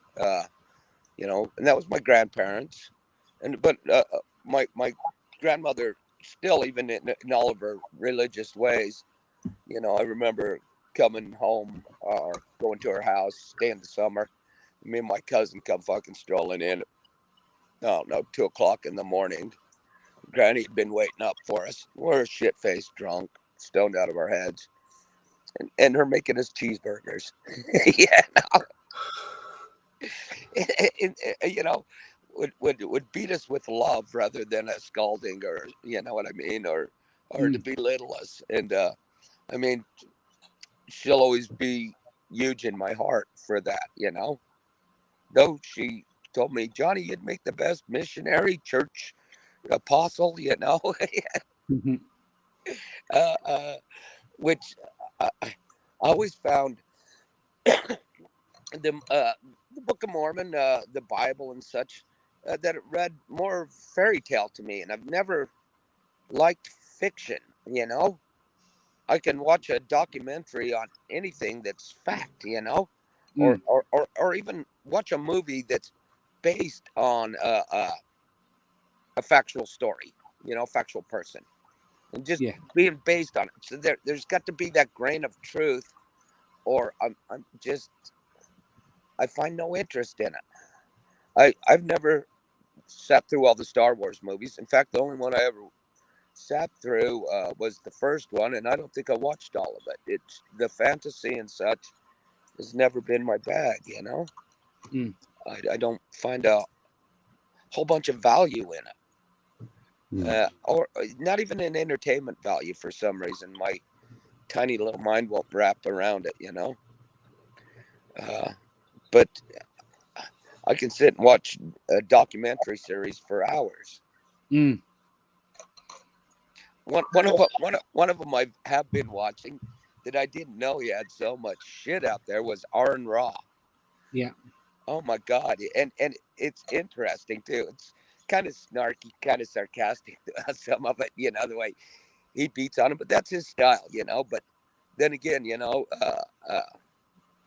I've learned a lot about paleontology and such from or at least the language. Have you watched his lives? Yes. I've actually kind of jumped in on him. Have you seen my name in the credits? Pardon me? Have you seen my name in the credits? I wasn't looking for it, but next time I guarantee I will look for it. What level? What Tier. No, not Patreon. He uses all my scripts and stuff to do to run his lives, to do his Oh, shows. does So he put me in the credits. He's a sharp guy. He's a lovely guy. Chatted with him a few times. Well, one of the things that kind of got me into it too is, the fossil thing. I find fossils all the time out here. I've been picking up fossils since I was a kid. I've got some lovely specimens too. But out here, I found all kinds of stuff from the Permian era, and it's where I'm at was ocean, an inland sea, 230 million years ago, and it was a seafood paradise too. I mean, I got a bucket full of shells and different things that are petrified shells that I found out here.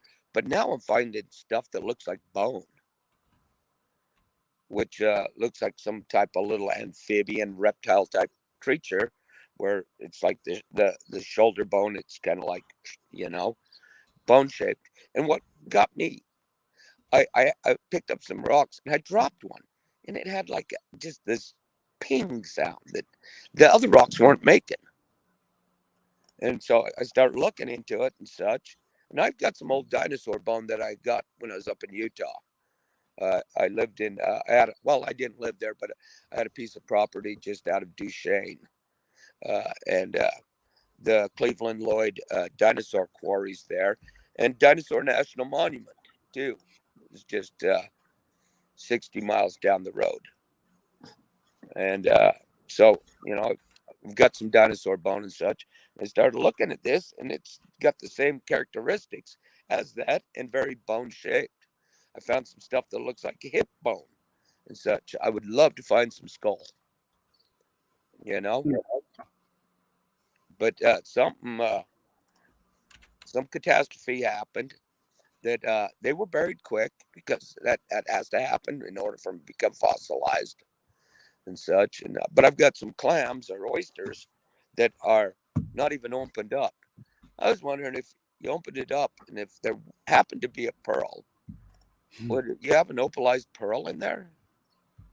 I don't know. Just something that, and that's something I want to go see Sammy. I want to go to Australia, because I would love to go. I found opal in Idaho. I found opal in Washington. But you really want to find the good opal, you got to go to Australia. Yeah. I have a black opal that my dad found and gave to me before he passed. It's pretty much the only thing I have of him, actually.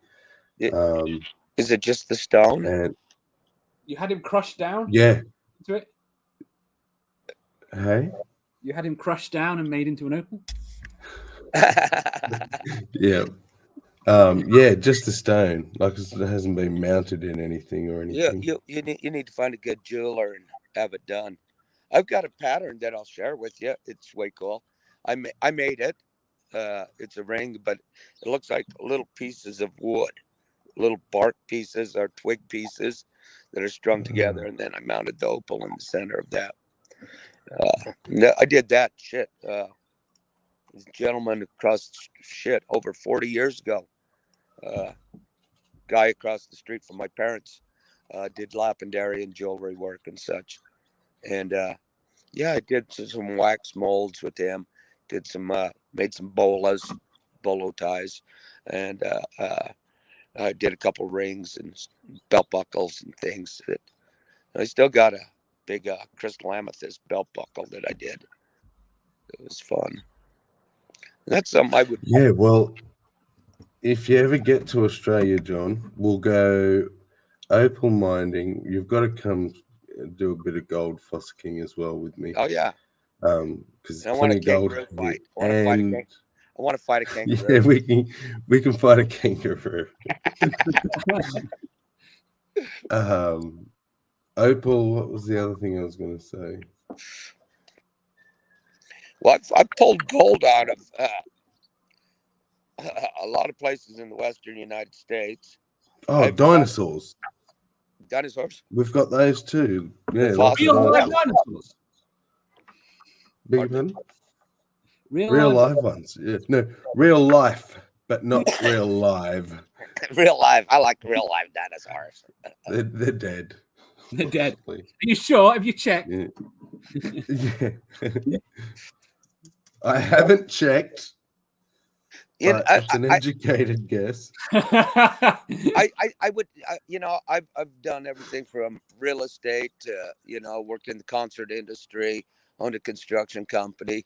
And to me, there's nothing more valuable or more rewarding than to find something or to make something out of nothing, out of somebody else's garbage. I find ultimate reward in that. I don't know why,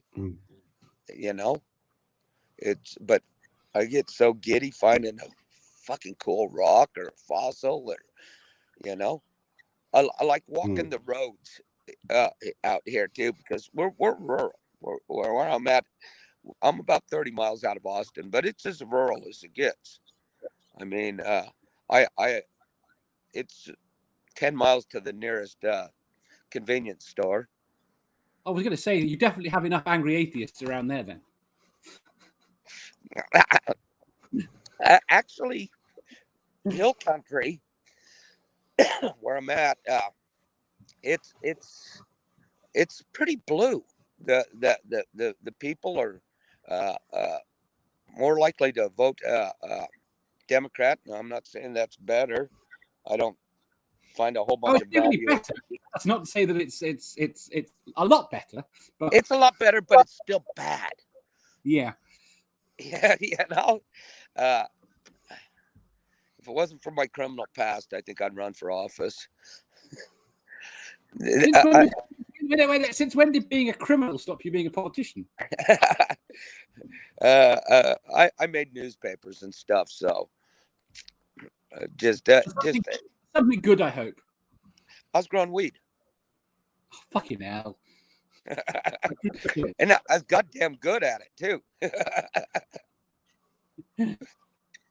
I did some dumb shit though. I grew weed on military land once. They won't look there, will they? What was crazy about it too is I farmed a piece of land up on Fort Douglas for a couple years, and this kid kept fucking bothering me. It's like, you need to show me what you're doing and stuff. And he got a settlement from an accident or something. He's like, I want to buy one of your farms. And I sold him that, and he ran it. It was up, I turned him on. I gave him my grow, basically. And dumb shit, dragged a tiller up there the next year. And when the military was flying over the top of it, they spotted the tiller, staked it out, and fucking nabbed his ass. And that's something that I grew on that property for probably 4 or 5 years. Yeah. But I had a drip system set up to where I didn't have to go up there that often. I did camouflage cages around there to where the wildlife wasn't eaten. I'd sneak up there to defoliate and to pinch tops and such for size. But yeah, so I and every time I went up there, shit, I'd ramble out. I put on my camouflage, paint my face, and everything, and go up there and I'd spend the night up there and head back the next day, and would go up there probably 7, 8 times during the year until it was time to plants are oozing and stuff. It was time to pick, and then I knew the weather was changing too, so and that was kind of weird, carrying out big duffel bags of weed, and I'm sneaking off of military property. That was always the scary part to me. Figured if somebody fuck. Do you think? I doubt, they're not going to shoot you, surely, or anything. You're on military property; they have the right to shoot you.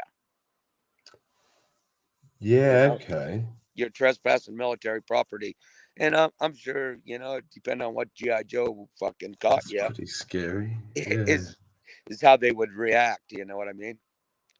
I'm sure some of them would just say, "Hey, give me weed." Yeah, no. Give me some weed and fucking vanish, mister. You know, Yeah, yeah. who knows? Just dumb shit. I've done a lot of dumb shit. But it makes for such good stories, at least. I've got lots of them. I got lots of them. I've got to meet some fabulous fucking people too, and things. You know, I really have led. Do you tell your kids all these stories? Yeah. I hope so. Yeah, I have. In fact, I've thought about The just more writing you can tell them, the better. Well, I've thought about doing my memoir, just just for posterity. Guess what? That was my laser hair clinic people phoning to tell me that one of the staff's got COVID. What's a COVID? COVID. Oh, Yeah. COVID. Oh, wow. Yeah, that new one, they say it's pretty resilient. Great. Great. Are you around that person often? I was there on Tuesday. Oh, fucking wonderful. Yeah, that's the thing that bothered me is, I don't get out much, but my children do. Mm. And it's like I've had COVID 3 times now. I've had the shots and stuff, and it's like the first one didn't do shit to me. Second time, it was the third one that killed me. It fucking didn't kill me, but I lost taste and such, and then felt tired forever. Yeah, that it beat me. So hearing there's a new variant that's more resilient is kind of spooky. Do you get vaccinated? Yeah, Oh yes, times. Absolutely. And you still got it 3 times, you poor bastard. Yeah.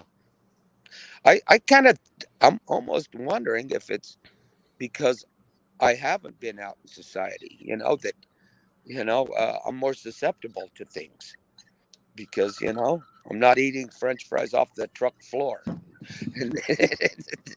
or going to restaurants and eating off a dirty spoon. You know what I mean? Mm. I mean, there is so much of that I believe builds that. Well, there was a study that I just read on kids that live on farms, how they become more disease resistant because they're exposed to more disease. Dirty animals and such, which I found was kind of interesting. So, Biden was just announced with corona. Was he? That's what Theo's saying. Don't doubt it, man. Gets around, Yeah, he's 77 or something, isn't he? 70. He's mid-70s. He's getting on. Mm. But at least with the vaccination, the elderly aren't dropping like flies. You know what I mean? As when it first came out, I mean, it was pretty 25%. Much. It was you had a high probability of just dying because of it. Mm. What's he So say? He's heard it. Yeah, heard no, it just checked now.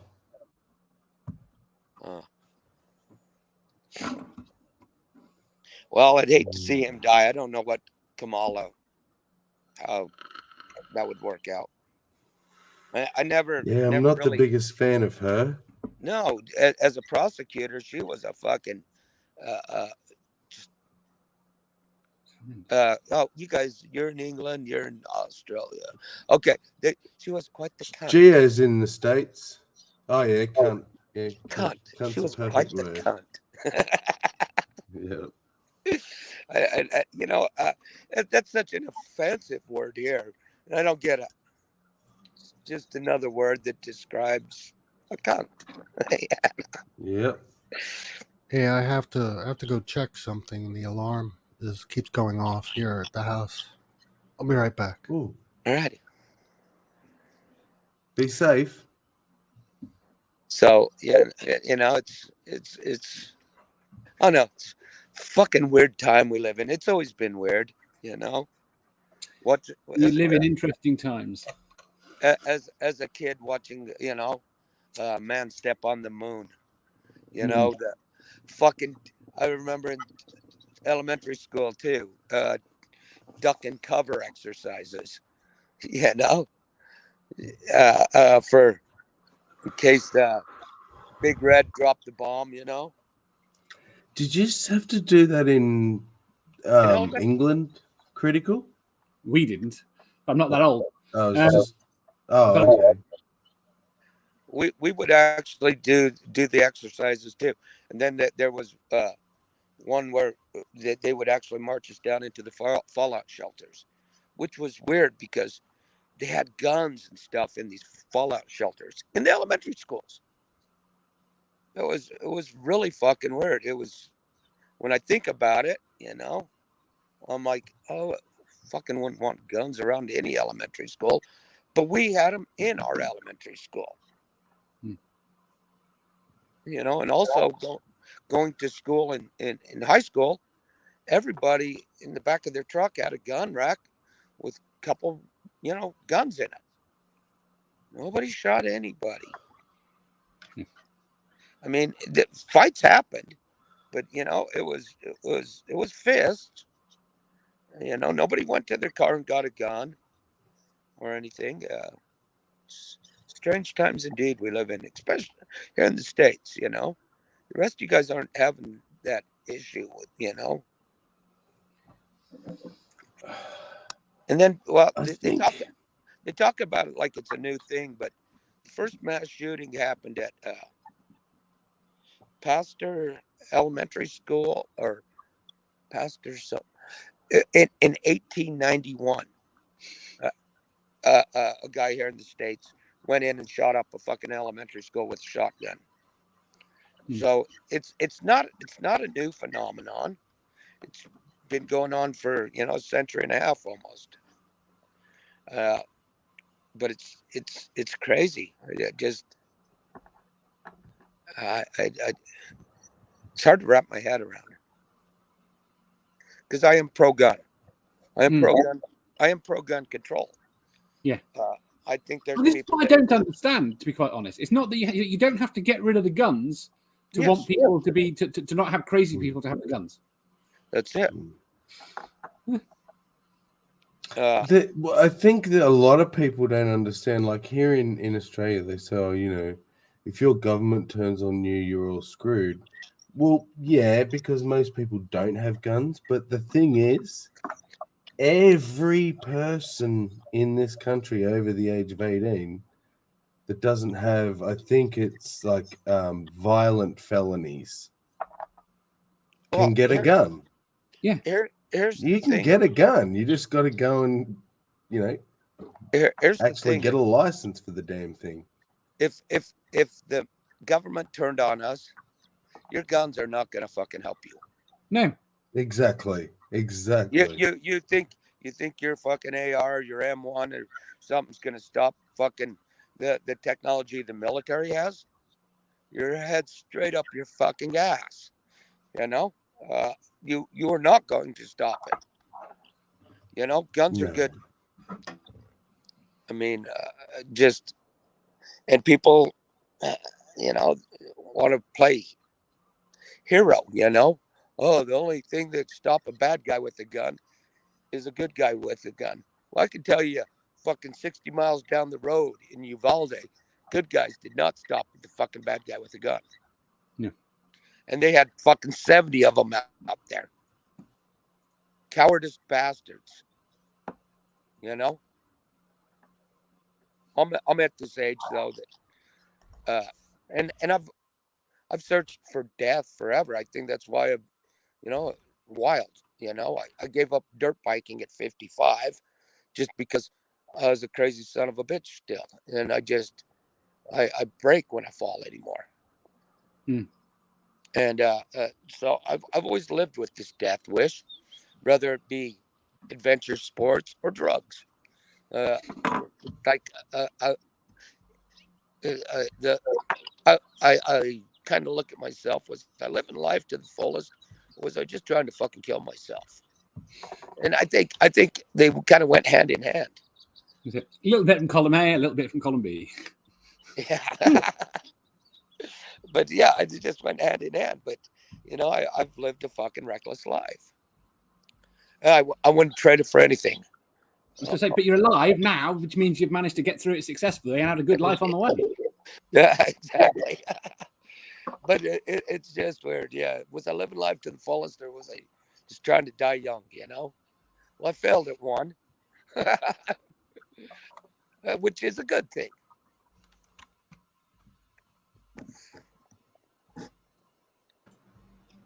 Well, the sensor in the garage, it keeps telling us that someone is coming in the door. There's no one down there, though. Pull the wires. Oh, actually, The sensor just is, reminded me. Yeah, I think the sensor is on the blink, so I have to get that serviced. It just started happening. Just started happening. John, yeah, and it made me think of the question I was asking everyone the other day, especially atheists. So it's good that John and Critical are here. What do you have? Because I've had atheists who have racked their brain and couldn't come up with any, and then like Geo has quite a few. Do you have an experience in your life that, as an atheist, you can't explain? Oh fuck! Last night I ran down to go get gas in the Jeep. I'm coming back, and in the sky there is a fucking green light that fucking just, and it was like a neon green, lime green, that fucking zipped across the sky. I don't know what the fuck I saw. The window was down, so I know it wasn't a reflection of the dash lights. Yeah, there was that, and too many times, Sammy, too many times. Yeah. Have I dealt with things I can't explain? So there you go. Because we've both seen things in the sky too. The property in Duchesne, Skinwalker was probably about 10 miles away from me. Skinwalker Ranch, and every fucking night out there, you'd see orbs and shit. Shit in the sky, yeah. And animals that would fucking come up missing. And then it's like, I got a chance when I was younger too. My Uncle Bill owned that property before I got it from him. They was having the cattle mutilations out there. And on his property, there was a fucking cow that was like dissected, fucking skin removed off part of it, and all the innards are gone. There's no fucking blood. If you've ever fucking butchered a fucking cow, it makes a bloody fucking mess. There's no way to not make a fucking bloody mess. And there was nothing. These things, what I've seen on Skinwalker Ranch, it's like they were quarterized, almost. Yeah. And the wounds were just like the only explanation other than some sort of cutting device would be if some sort of disease or bacteria literally rotted or ate them away, but there's nothing left behind. And they left the carcass in the field because they said, you know, normally within 2 weeks between the predators and the bugs and birds and that, there's nothing left bone. This carcass laid there for over a year untouched. Yeah, the animals tell. They're in tune with their senses a lot more than us, I'm afraid. You know. Yeah, there's a lot of shit I can't explain. do I say it's? Do you think there isn't an explanation, though? Is the question. I don't know what the explanation could be. Could there be an explanation? Absolutely. There can be an explanation for anything. Do I know what that explanation is? Have I heard anything from others that sounds logical? I don't believe so. You know, on some things. On some things. But you know, we're in our infancy as far as science, earth science, science in general. We were oppressed by the church forever to have any critical thinking, to analyze anything that was science was a magic, was a voodoo, you know, that the church did not allow. You know, you hang him as a witch. He fucking questions our authority, you know. He doesn't believe in the firmament. You know, he thinks the world's round. The problem is we base our lives on our past experience. And there are lots of things that are rare that we had things like waves that were massive, that took down ships, that sailors talked about. And they were told by scientists for decades that they were just making this up, that there was nothing, they just imagined it, that it can't have been that big, it's impossible. And then one of the oil rigs in the North Sea that was actually tracking everything detected one. And they come from nowhere. They're just like when waves add up, when we see it in light and sound, when waves add up, every now and again, you just get this rogue wave that is massive. Right? But science had said for decades that this just was not possible. But people had seen them. Not many, because they're rare. And over again, there are things like this that happen, that because we don't have cameras and things like that at the time, oddly enough, we're seeing them now. We're catching up now that everyone has a camera. Things like St. Elmo's fire and glowing balls, things like that are discharges that people used to think were ghosts, and we're catching them on cameras, and they're being studied slowly, and they're being well understood. But I can understand how someone seeing something like that would all of a sudden think, this is alien, this is God, this is anything. And there's so many things we have already explained that now are second nature to us, that I struggle to think of anything that I would say. I think there are things I can't explain now, but I struggle to find of anything that I've seen that I don't think is in the realms of possibility. Do you think it's possible that our governments have secret technology that, I'm going to give you a specific example, that they could have a ship that could be within the atmosphere,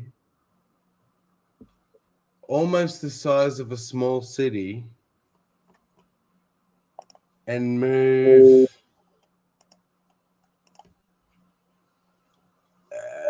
under 200 kilometers an hour.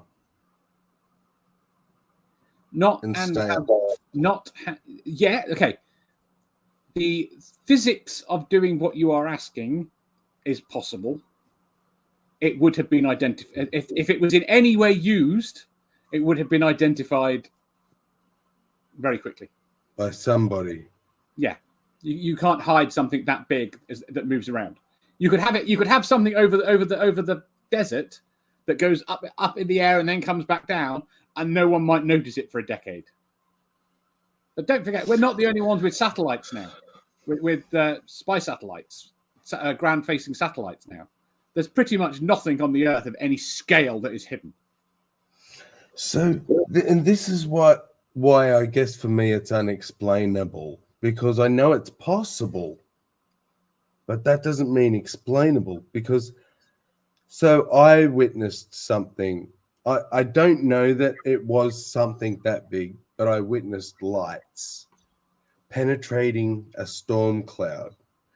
And because they moved in unison, it was 2 rows of 3. it appeared to me as though it was one thing with multiple lights. But as I said, I could only see the lights. But the lights themselves were bigger than anything I can fathom that we've come but up if they're with bigger so than you far. can fathom, it also implies it massively implies that they're being diffracted by the cloud. That the cloud it could be basically, it could even be a single light source, and it's hitting the cloud in multiple places in the same way you get a rainbow. The light is then bounced into multiple directions, of which you see 6 sources, and that would explain the light spreading out. Well, it explained the moving in unison as the cloud moved. But I mean, yeah, okay. So yeah, as explanations. But then what do you like, Geo? Sorry. Go on. I mean, I'm not saying that. No, I mean, that's where I would go. No, first. that's right. But it still is a plausible explanation that I mean, I go with, to be honest, if I was trying to sit down and think that through, I would go with what do we know first. So if you take a plane that's got X number of lights here, how would that be replicated if the light was then diffused or bounced? And we've seen how, if you've ever lit a cloud, I mean, the other thing as well, if it was a cloud, see, no, my idea is probably not. The most logical explanation, to be quite honest, if it was a storm cloud, is the light sources were on the ground. Yeah, okay. Right? Have you ever seen a spotlight hit a rain cloud? Yeah. You've got a stadium with it. If you've got a stadium within 100 miles that's got massive lights, that would give you 6 lights. Yeah. You're absolutely right, actually. That would reflect off the cloud spectacularly, and that would look, because would spread out, would look massive. Yep. And I have actually seen like spotlights like that with a beam and where I couldn't see the beam. I could only see it on the cloud. So yeah, that is a very good explanation, actually. But Gio, I'm sorry to do this again, but can you bring that picture up? The picture I made of the object? Yeah. That I saw? Yeah. The problem is, you dismiss as what is weird when you know the explanation. I have seen something that other people, had they just seen it, would have said it was a UFO. Outright. It was a circular thing with lights along the edge that went sideways across the sky. Right? Okay. Other people, exactly as other people have described a UFO. Right? But the difference is I thought it looked weird, so I watched it and I tracked it. And it turned. In about 10 minutes, it turned. And it was an aeroplane. It was just the way the light and the sun was. It made it look just like it made it look completely flat. In the same way, if you look at a plate one way and you look at a plate one way, it didn't look like it had wings. It didn't look like it had anything. It just looked like a row of lights and a cylinder on the sky. It did not look anything like a plane. Was it small? Like it was off in the distance? Yes. Yeah. Okay. So look at this. I'll make him full screen. Hang on. And Gio, you probably can explain it better, but he says that this picture doesn't do it justice. It was actually bigger again in the sky. And did it say exactly like that? Gio? Did it? Yeah, it looked exactly like that, but it was. I wanted to animate this image because the lights were spinning. And the stars. I assume you've seen the Northern Lights in videos. Northern Lights in Arizona. No, I mean in videos. I mean, I don't think you'd see them in Arizona. Videos of them. Have I seen them? Yeah. And there was nothing like that. No, this was an object in the sky spinning around with lights on the edges. Huge. And in the middle of the lights, the sky and stars behind it were blacked out, so he could tell that it was solid. I couldn't see through it because there were portions of the sky that were blocked out by it. Right. Okay. You're implying clouds there to some degree. Implying what? Clouds. No, the sky was clear. It was a clear night. There were no clouds. How can you tell the difference between whether or not there were high clouds there? You just said you couldn't see through it. You couldn't see what was there. There were no stars behind it. Yes, so you couldn't see through what was there. So it could have been clouds. You say there could have been a cloud there. My sister No, lives. there were no clouds. My sister lives in Phoenix.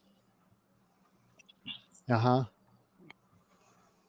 Yeah, there were no clouds in the sky that night. It was very clear. My housemate saw it as well. And I told him to get his camera and take a picture of it. He did, but when we looked at the pictures, there was nothing there. So I don't know what it was. So but it was spinning. I get what you're saying about the high clouds, because you can actually have a perfectly clear day, blue sky, and you think there's no clouds, but there's actually clouds just so high up we don't perceive them. You tend to be seeing the reflection what you mean? in the night sky. It can be a bit funny, but that doesn't explain. Even if we could assume that was a cloud, and I'm not saying it was, I'm just trying to work out if that was a cloud. That doesn't explain the light. Well, you see each of those lights. There are a number of them, and they all moved in unison as if they were spinning. When was this? This was a couple of months ago. Right, so you're there. Okay. So it wasn't the Starlink launch, was it?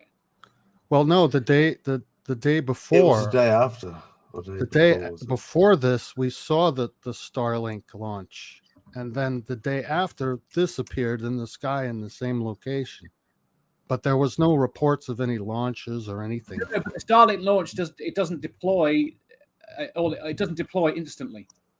This could have been a batch launch. Does that make sense? Yeah, but there were no launches on the day that. It could be. What I mean is, the launch could have gone up. On the launch, there are modules that get deployed, and the module when the modules get deployed, that's when they do this trail of the trail. So, and they don't all get deployed on the launch day. Well, we had seen reports of when the launches were going to take place, and we went outside to watch it. There is the launch and there is the deployment. The launch itself is not necessarily the same time as the deployment, and there are multiple deployments per each launch. Right, but I've seen. But how could it explain the lights spinning? I've seen the chain. I've seen that launch, and it looked nothing like what I see here. I'm struggling with that as well. I'm not. I don't know what it is, and really, I don't know what else to do except to just forget it. I mean, right? I can't do anything with it. So it's just if I see it again, I make sure I bring my camera with me every time I go outside. So if I catch anything else, I'm gonna maybe put it on like a night camera mode or something. Yeah, I don't have that capability. But your phone would probably. No, my phone doesn't have that capability with the camera. It's got one cheapo camera, so it's not a good phone. But yeah, that's what I saw. But even it just, well, I don't know. That's what I saw. I'm wondering if it was. See, the only thing I can't get is the spinning lights. Well, spinning is very how we perceive spinning is just change. Yeah, okay. Moving. That's what I thought. Could it be the this thing was up in glimmering the in the sky? atmosphere? This thing was up in the sky for a good minute and a half, 2 minutes, and it was spinning very slowly. Can you tell me the date? I don't remember the exact date. But it was the day after the what launch? It's one of those silver. Elon Musk chain rocket launches. But we went out to watch it. That's why we knew it was launching. We went outside specifically to see it, and we saw it. And it was you could see a bunch of things going up in like a chain kind of, and it was just one line of going straight up, and then it was gone. But this had nothing to do with a spinning thing going around in the sky. Like, I had nothing. It was totally different. I don't know what it was. And it didn't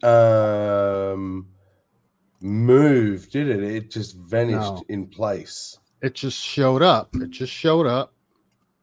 I didn't see it appear. I went outside and I looked up and it was there. I saw it disappear though. It just it just vanished. What time of day? It was at night, 10. It was dark out. The sky was really clear though. I could see all the stars. I don't know what it was. I want to animate the image so I can make it look correct, so people will actually understand what it was doing. Sammy, show that and say like that, but rotating.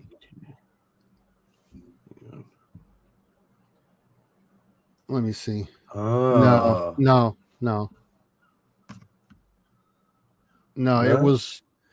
It was more on at a different angle, and I could see that there was something in the center blocking out the sky because I couldn't see the stars behind it. And you know when something moves along an axis and it's traveling from one side to another, and you could see it was moving and getting smaller and larger as it went around to the one side, and then it was getting smaller as it went away. So you would get that from the fact. Don't forget, if it is the satellites, they don't emit light; they're just reflecting. So as they go over the horizon, they reflect. As they're going over the horizon, they reflect less light. So it would go from one side at certain brightness and change size as it went round to the other side. Well, yeah, that also implies that it's the circles. It's spinning because the perspective is such that the distance you've got on this thing. I think it is very difficult to say whether it's something that's moving in and out of your range or spinning. It could be either. It was really high up in the sky and huge. It was really big. And we stood there watching it, and I was like, I saw my housemate with his phone. He was standing there the whole time. And he's a photographer. When was that photo from? What? Critical. That was 2019, that one. Those are the chain rockets, right? They're the Starlink deployments. Yeah, because that's what we saw that night. The night before, we saw that. So you saw that, so you could tell it was completely different. Well, one was going straight up, and the other one was this thing was flat at an angle, so that it was parallel. This is my point about the different deployments. One rocket goes up, and then it deploys a module that has lots and lots of Skylink satellites, and I think there are 4 that are deployed at different times from each launch. Right, so it's going out. They're sending them out in a different direction. They will appear as a different angle in the sky. Well, I don't think that they would hover around in the sky for a minute and a half. Yeah, well, how long they're in the sky for is more to do with where the. I don't know what it was. It's in relation where the words are gone. Where is still daylight in the sky. It's as the sun hits them and reflects to you. For you to see them, it's got to be dark. It's got to be dark, but the sun's got to be high enough in the sky that it can reflect off them. Does that make sense? Sure, yeah. And that would explain how long they would stay in the sky for. But I mean, I'm not saying that this was them because I don't know what it was. What you're describing, but that is the best explanation I can come up with at short notice. Well, that's a better explanation than I came up with. And you've even got, to be quite honest, the fact that you couldn't see through it, it may well be an affect of the fact. This is why I'm trying to work out what time it was and what time dusk was. Because it may well have been an affect of the fact that where the sun is at that time was just a bit light and it would drown out. If the sky was just not quite black yet, you wouldn't have seen any stars. Well, it wasn't dusk. It was well after dusk. It had to be about 10. I'm guessing. You got to work out when dusk is for where the satellites are. Where the satellites are, dusk is a different time, obviously, because it's way higher up as the Earth turns. Well, dusk in my area is it like 6:30 in the afternoon? Should I go calculate it? I don't know whether I can be bothered. 6:30. The sun goes down later. Maybe it's 7:30. This happened in the middle of the night at like 10. I guess 10:30 around. It was well after dusk in my area, so I don't know. I don't spend time dwelling on it, believe me, because it's not worth it to me. But the other thing is more unexplainable. 2 seconds. I've got to... No, carry on. I'm going to mute you for a minute. The other thing is even more unexplainable. The footprints in the floor. I reckon Critical would have probably an easier time with them than the... I can't explain that.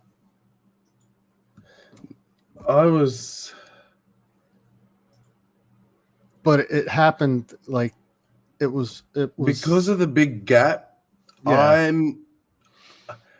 I know you're probably like, because it's your memory, you're going to be like, nah. But I'm thinking it's a memory thing that you thought it was on the different floor than it was. Yeah, but then the fact it was outside too, under that. Yeah, it was under the planter thing. Yeah, and then we went where I originally. You need to draw those footprints to show me how, like, was it pareidolia or was this a fucking footprint burnt into? Yeah, it looked like a footprint. Flora. Like a bare foot, like you know how. But it looked like one, or it was one. No, like... it looked. Whether it was or not, I don't know, but it looked like a footprint. You know, if you step in water and then you step on the concrete, that footprint was the shape. It was the shape, just similar, same shape as a foot, but precisely like that. Yeah. Like just like you would step in it. If you looked at it, there would be no mistaking it as a footprint. Okay, yeah. That's what I'm saying. In 3 locations, the exact same footprint. Yes, there were 5 little toes. 5 little toes, yes. 5 little spots with toes. Into what? Huh? I didn't.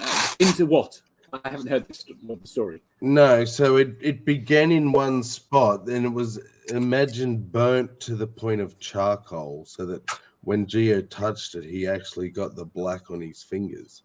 Like someone had somehow burnt a perfect footprint shape into what? the floor. What was the floor made of? It's a Probably in the first instance, an oak floor. Wood. Yeah. And how do you know it's burnt rather than shoe polish? Because I touched it. You said it And came it off. was indented and it was charcoal. Like you could scratch the charcoal. Yeah, I rubbed my hand over it, and it got all black from soot, from charcoal. How did you know it was soot? I didn't know. It got black, and I went, oh. I was a kid. I was a kid when it happened. It was just a prank, and someone just drew a foot on the floor with some shoe polish. I was a kid. And they were painting the dining room, and we were running back and forth through the dining room, and they kept telling us to get out. And then they moved the rug and all the furniture from the table. The rug was table was on top of the rug. It was an area rug, and they moved everything out so they could paint the whole room. And underneath was the footprint. Did you have a fire in there? What? Did you have a fire in that room? No, there was no fire. There was never a fire in that room. There was never a fireplace. No. A fireplace. Well, there were fireplaces on every floor. There were fireplaces.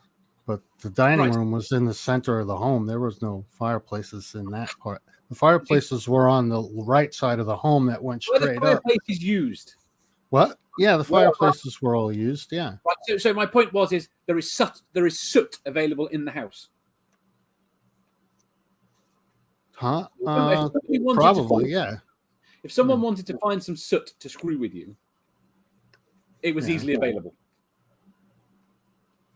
Yeah, but then I could have just wiped it away.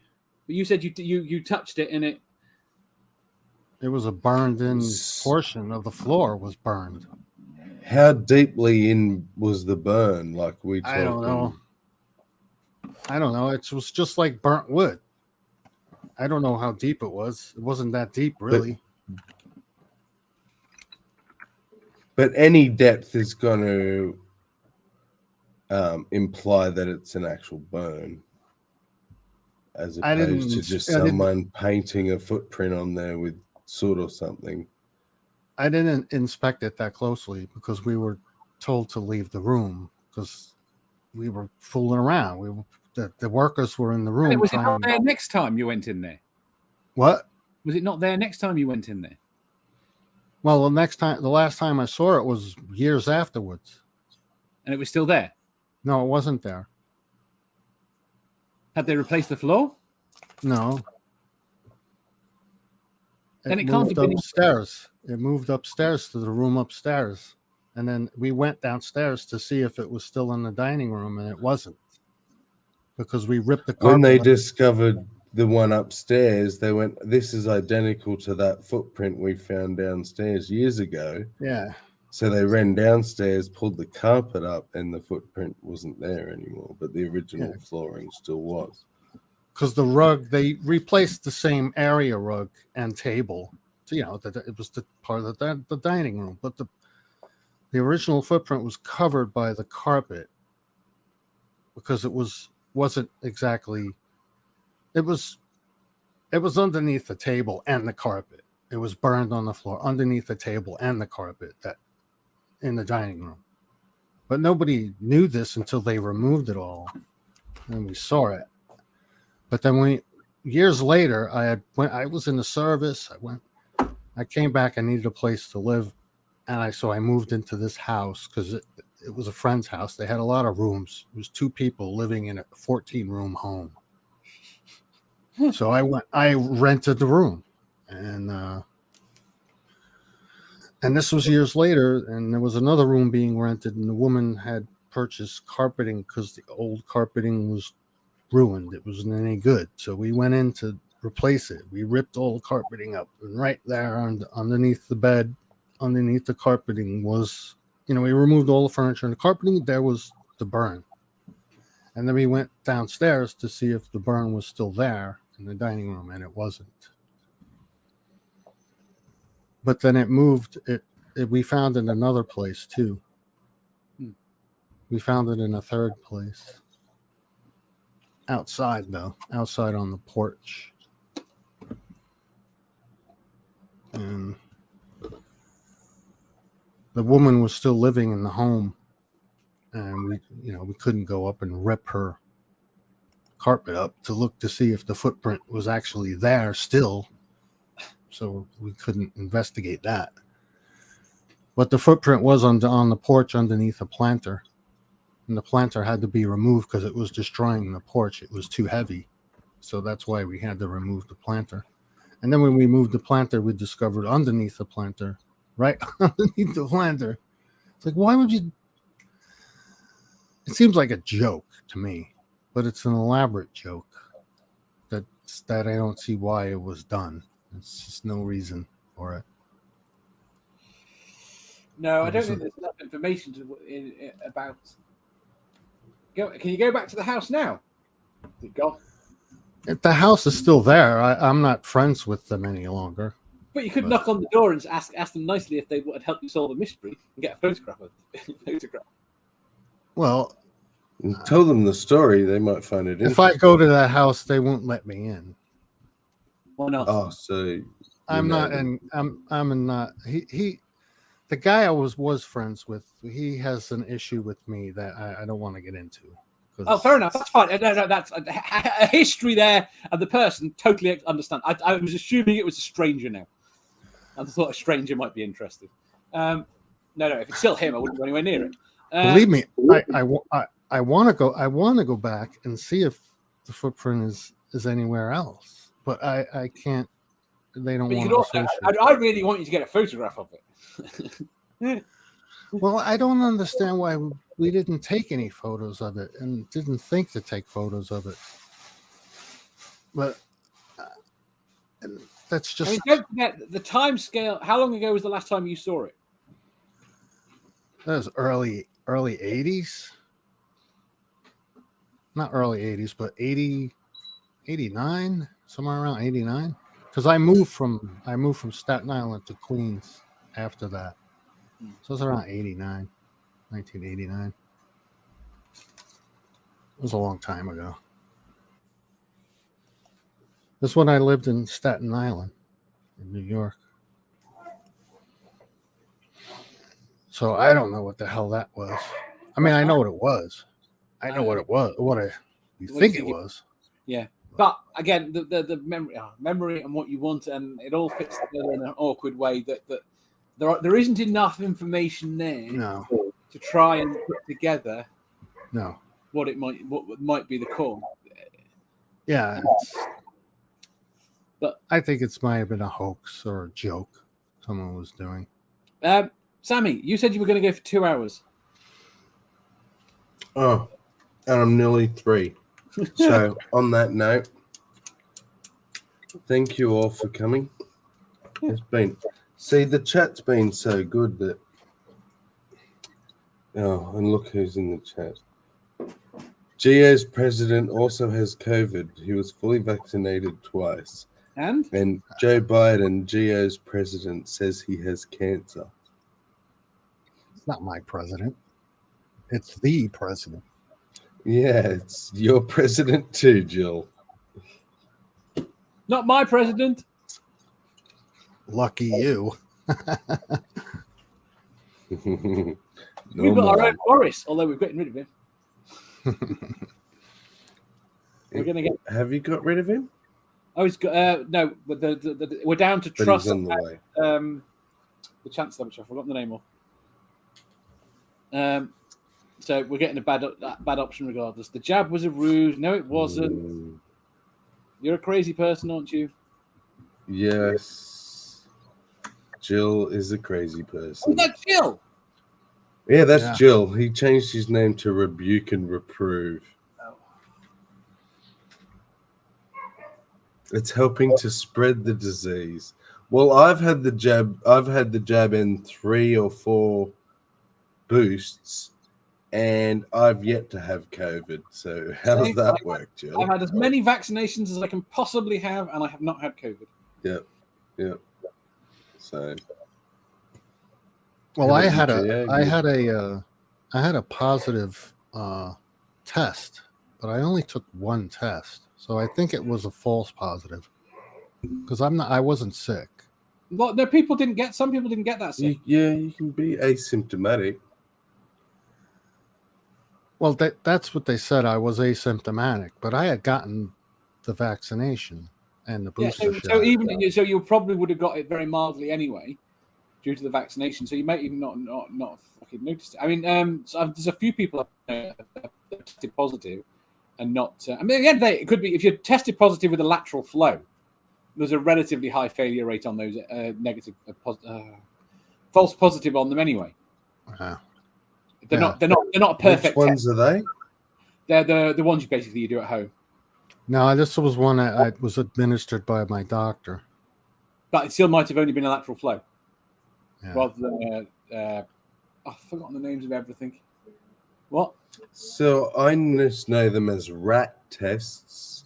Rapid and yeah, I think is the one that's they're good for. They do that's something that people have been slightly misled or they've slightly misunderstood them.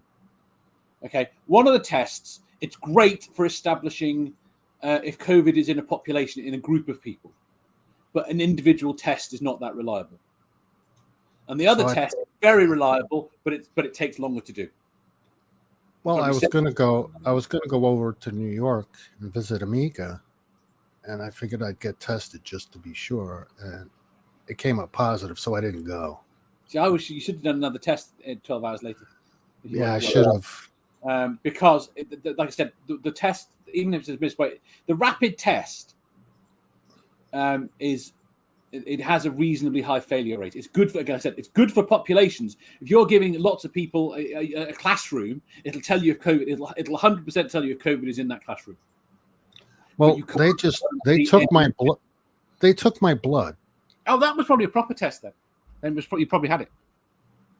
Yeah, they took my blood. My doctor told me it looks as though I'm asymptomatic according to the tests. I did. Almost certainly. I think the failure rate on the proper test is really, really low. So I may have had it. Yeah. I wasn't sick at all. I wasn't sick at all. There are plenty of asymptomatic people. It's not uncommon. Yeah. So, but my housemate, there's every chance I could have had it then too, because I've only ever done those rat tests. Like I've never gone in. And it's unlikely if you were doing. How often were you doing them every day, weren't you? Yeah. Yeah. No, you haven't had it. You were an individual test would fail. Might fail you, but a period over a week would not. Yeah, true. Would have shown you, but it's not. They're like 80%. It's not like. Oh, okay. It's not like they don't work. It's just that they're not 100% accurate. I thought it was like hit and miss, and no, it's not hit and miss. It's just it's not 100% reliable. That's the key. That is why in a classroom it'll guarantee it. You test 30 people, you'll know if COVID is within that 30 people because it falls outside the statistical that it wouldn't be. But it wouldn't not necessarily tell you that whether or not guarantee whether or not a person has got it. Yeah, so then you would then take that class and test them better. Yes, to work out who. If you need to. Very often you don't. You just fucking isolate a lot of them and it's done. That's the way it was working. That's the way. But the problem is, it's one of those things. It was a great tool for doing certain things, but people started to rely on it as an individual test, which it wasn't fantastic for. But it's the right tool for the right job. But it was a lot quicker than the other two. It's not the tool. It's the tool we had. Our government started allowing them to be used in place of the proper testing in regards to like the regulations and things they brought out about how soon you could return to work after having COVID and things like that. You had to test negative so many times. And then eventually it was, I think they were just that desperate to get people back to work. They were like, a negative rat test will do. Yeah. But again, the number of times is the perfect point, because that's the reason they did it a number of times, was because the one time you had it, you couldn't guarantee that result. You did it 3 times, you could pretty much guarantee, if three consecutive ones didn't have it, you could pretty much guarantee that the person didn't have it. Mm. I mean, they're working under the assumption that if you turn around and say, and at the end of the day, they will have done the statistics on this. Hopefully, they will have done the statistics on this, that the number of people that would go back to work with COVID, if they do it after 1, would only be 1 in 8. So you've still got 7 people that are going back to work totally fine, and that the spreading of that 1 is probably minimal. You know, it's all. This is the point. It's all statistics. It's all not dead simple.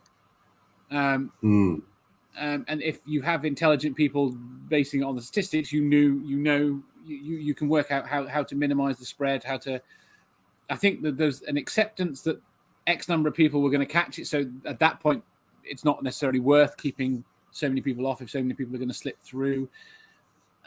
There are lots of things there that say it should be intelligent, but I've also watched governments over and over again just fuck up because they wanted to, because they would just want people to go back. You know, I mean, we've got COVID rising at the moment, and there's absolutely no hint of requesting mask use or any of this stuff now. You know, the stuff we know works, that if we did early would make a massive difference, they're not going to do, and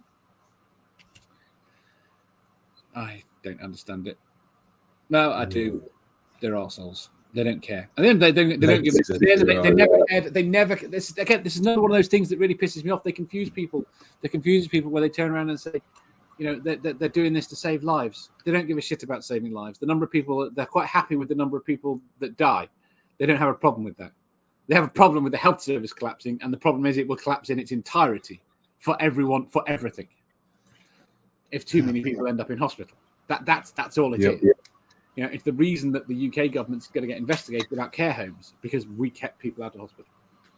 We let them die instead of going to hospital, because the hospital system would have collapsed because of what they did. And I wouldn't. Is this a fact? Like, do we know this? They knew in 2019 that it was happening, but China didn't shut down the airports for New Year. No. We had a chance to stop it. We didn't know. We had a chance. This is one of those things where we have with hindsight. It's the reason the British government are shitted on as well for when they did the first lockdown. And you actually go back and get the dates when they actually knew things. And the most they could have done it is a couple of days earlier. And you can give them some political leeway there. We keep finding out that that COVID was already in the West a lot earlier than we thought. It was in the population a lot earlier than we thought. By the time we started trying to track it, it was already too late. Yeah, I have to go. Yeah, so do I. So Sammy needs to. No worries, Jeff. I'm going to say good night to everybody, and good morning, good afternoon. Thanks for coming. See you all later. Bye. Hooroo. Oh, I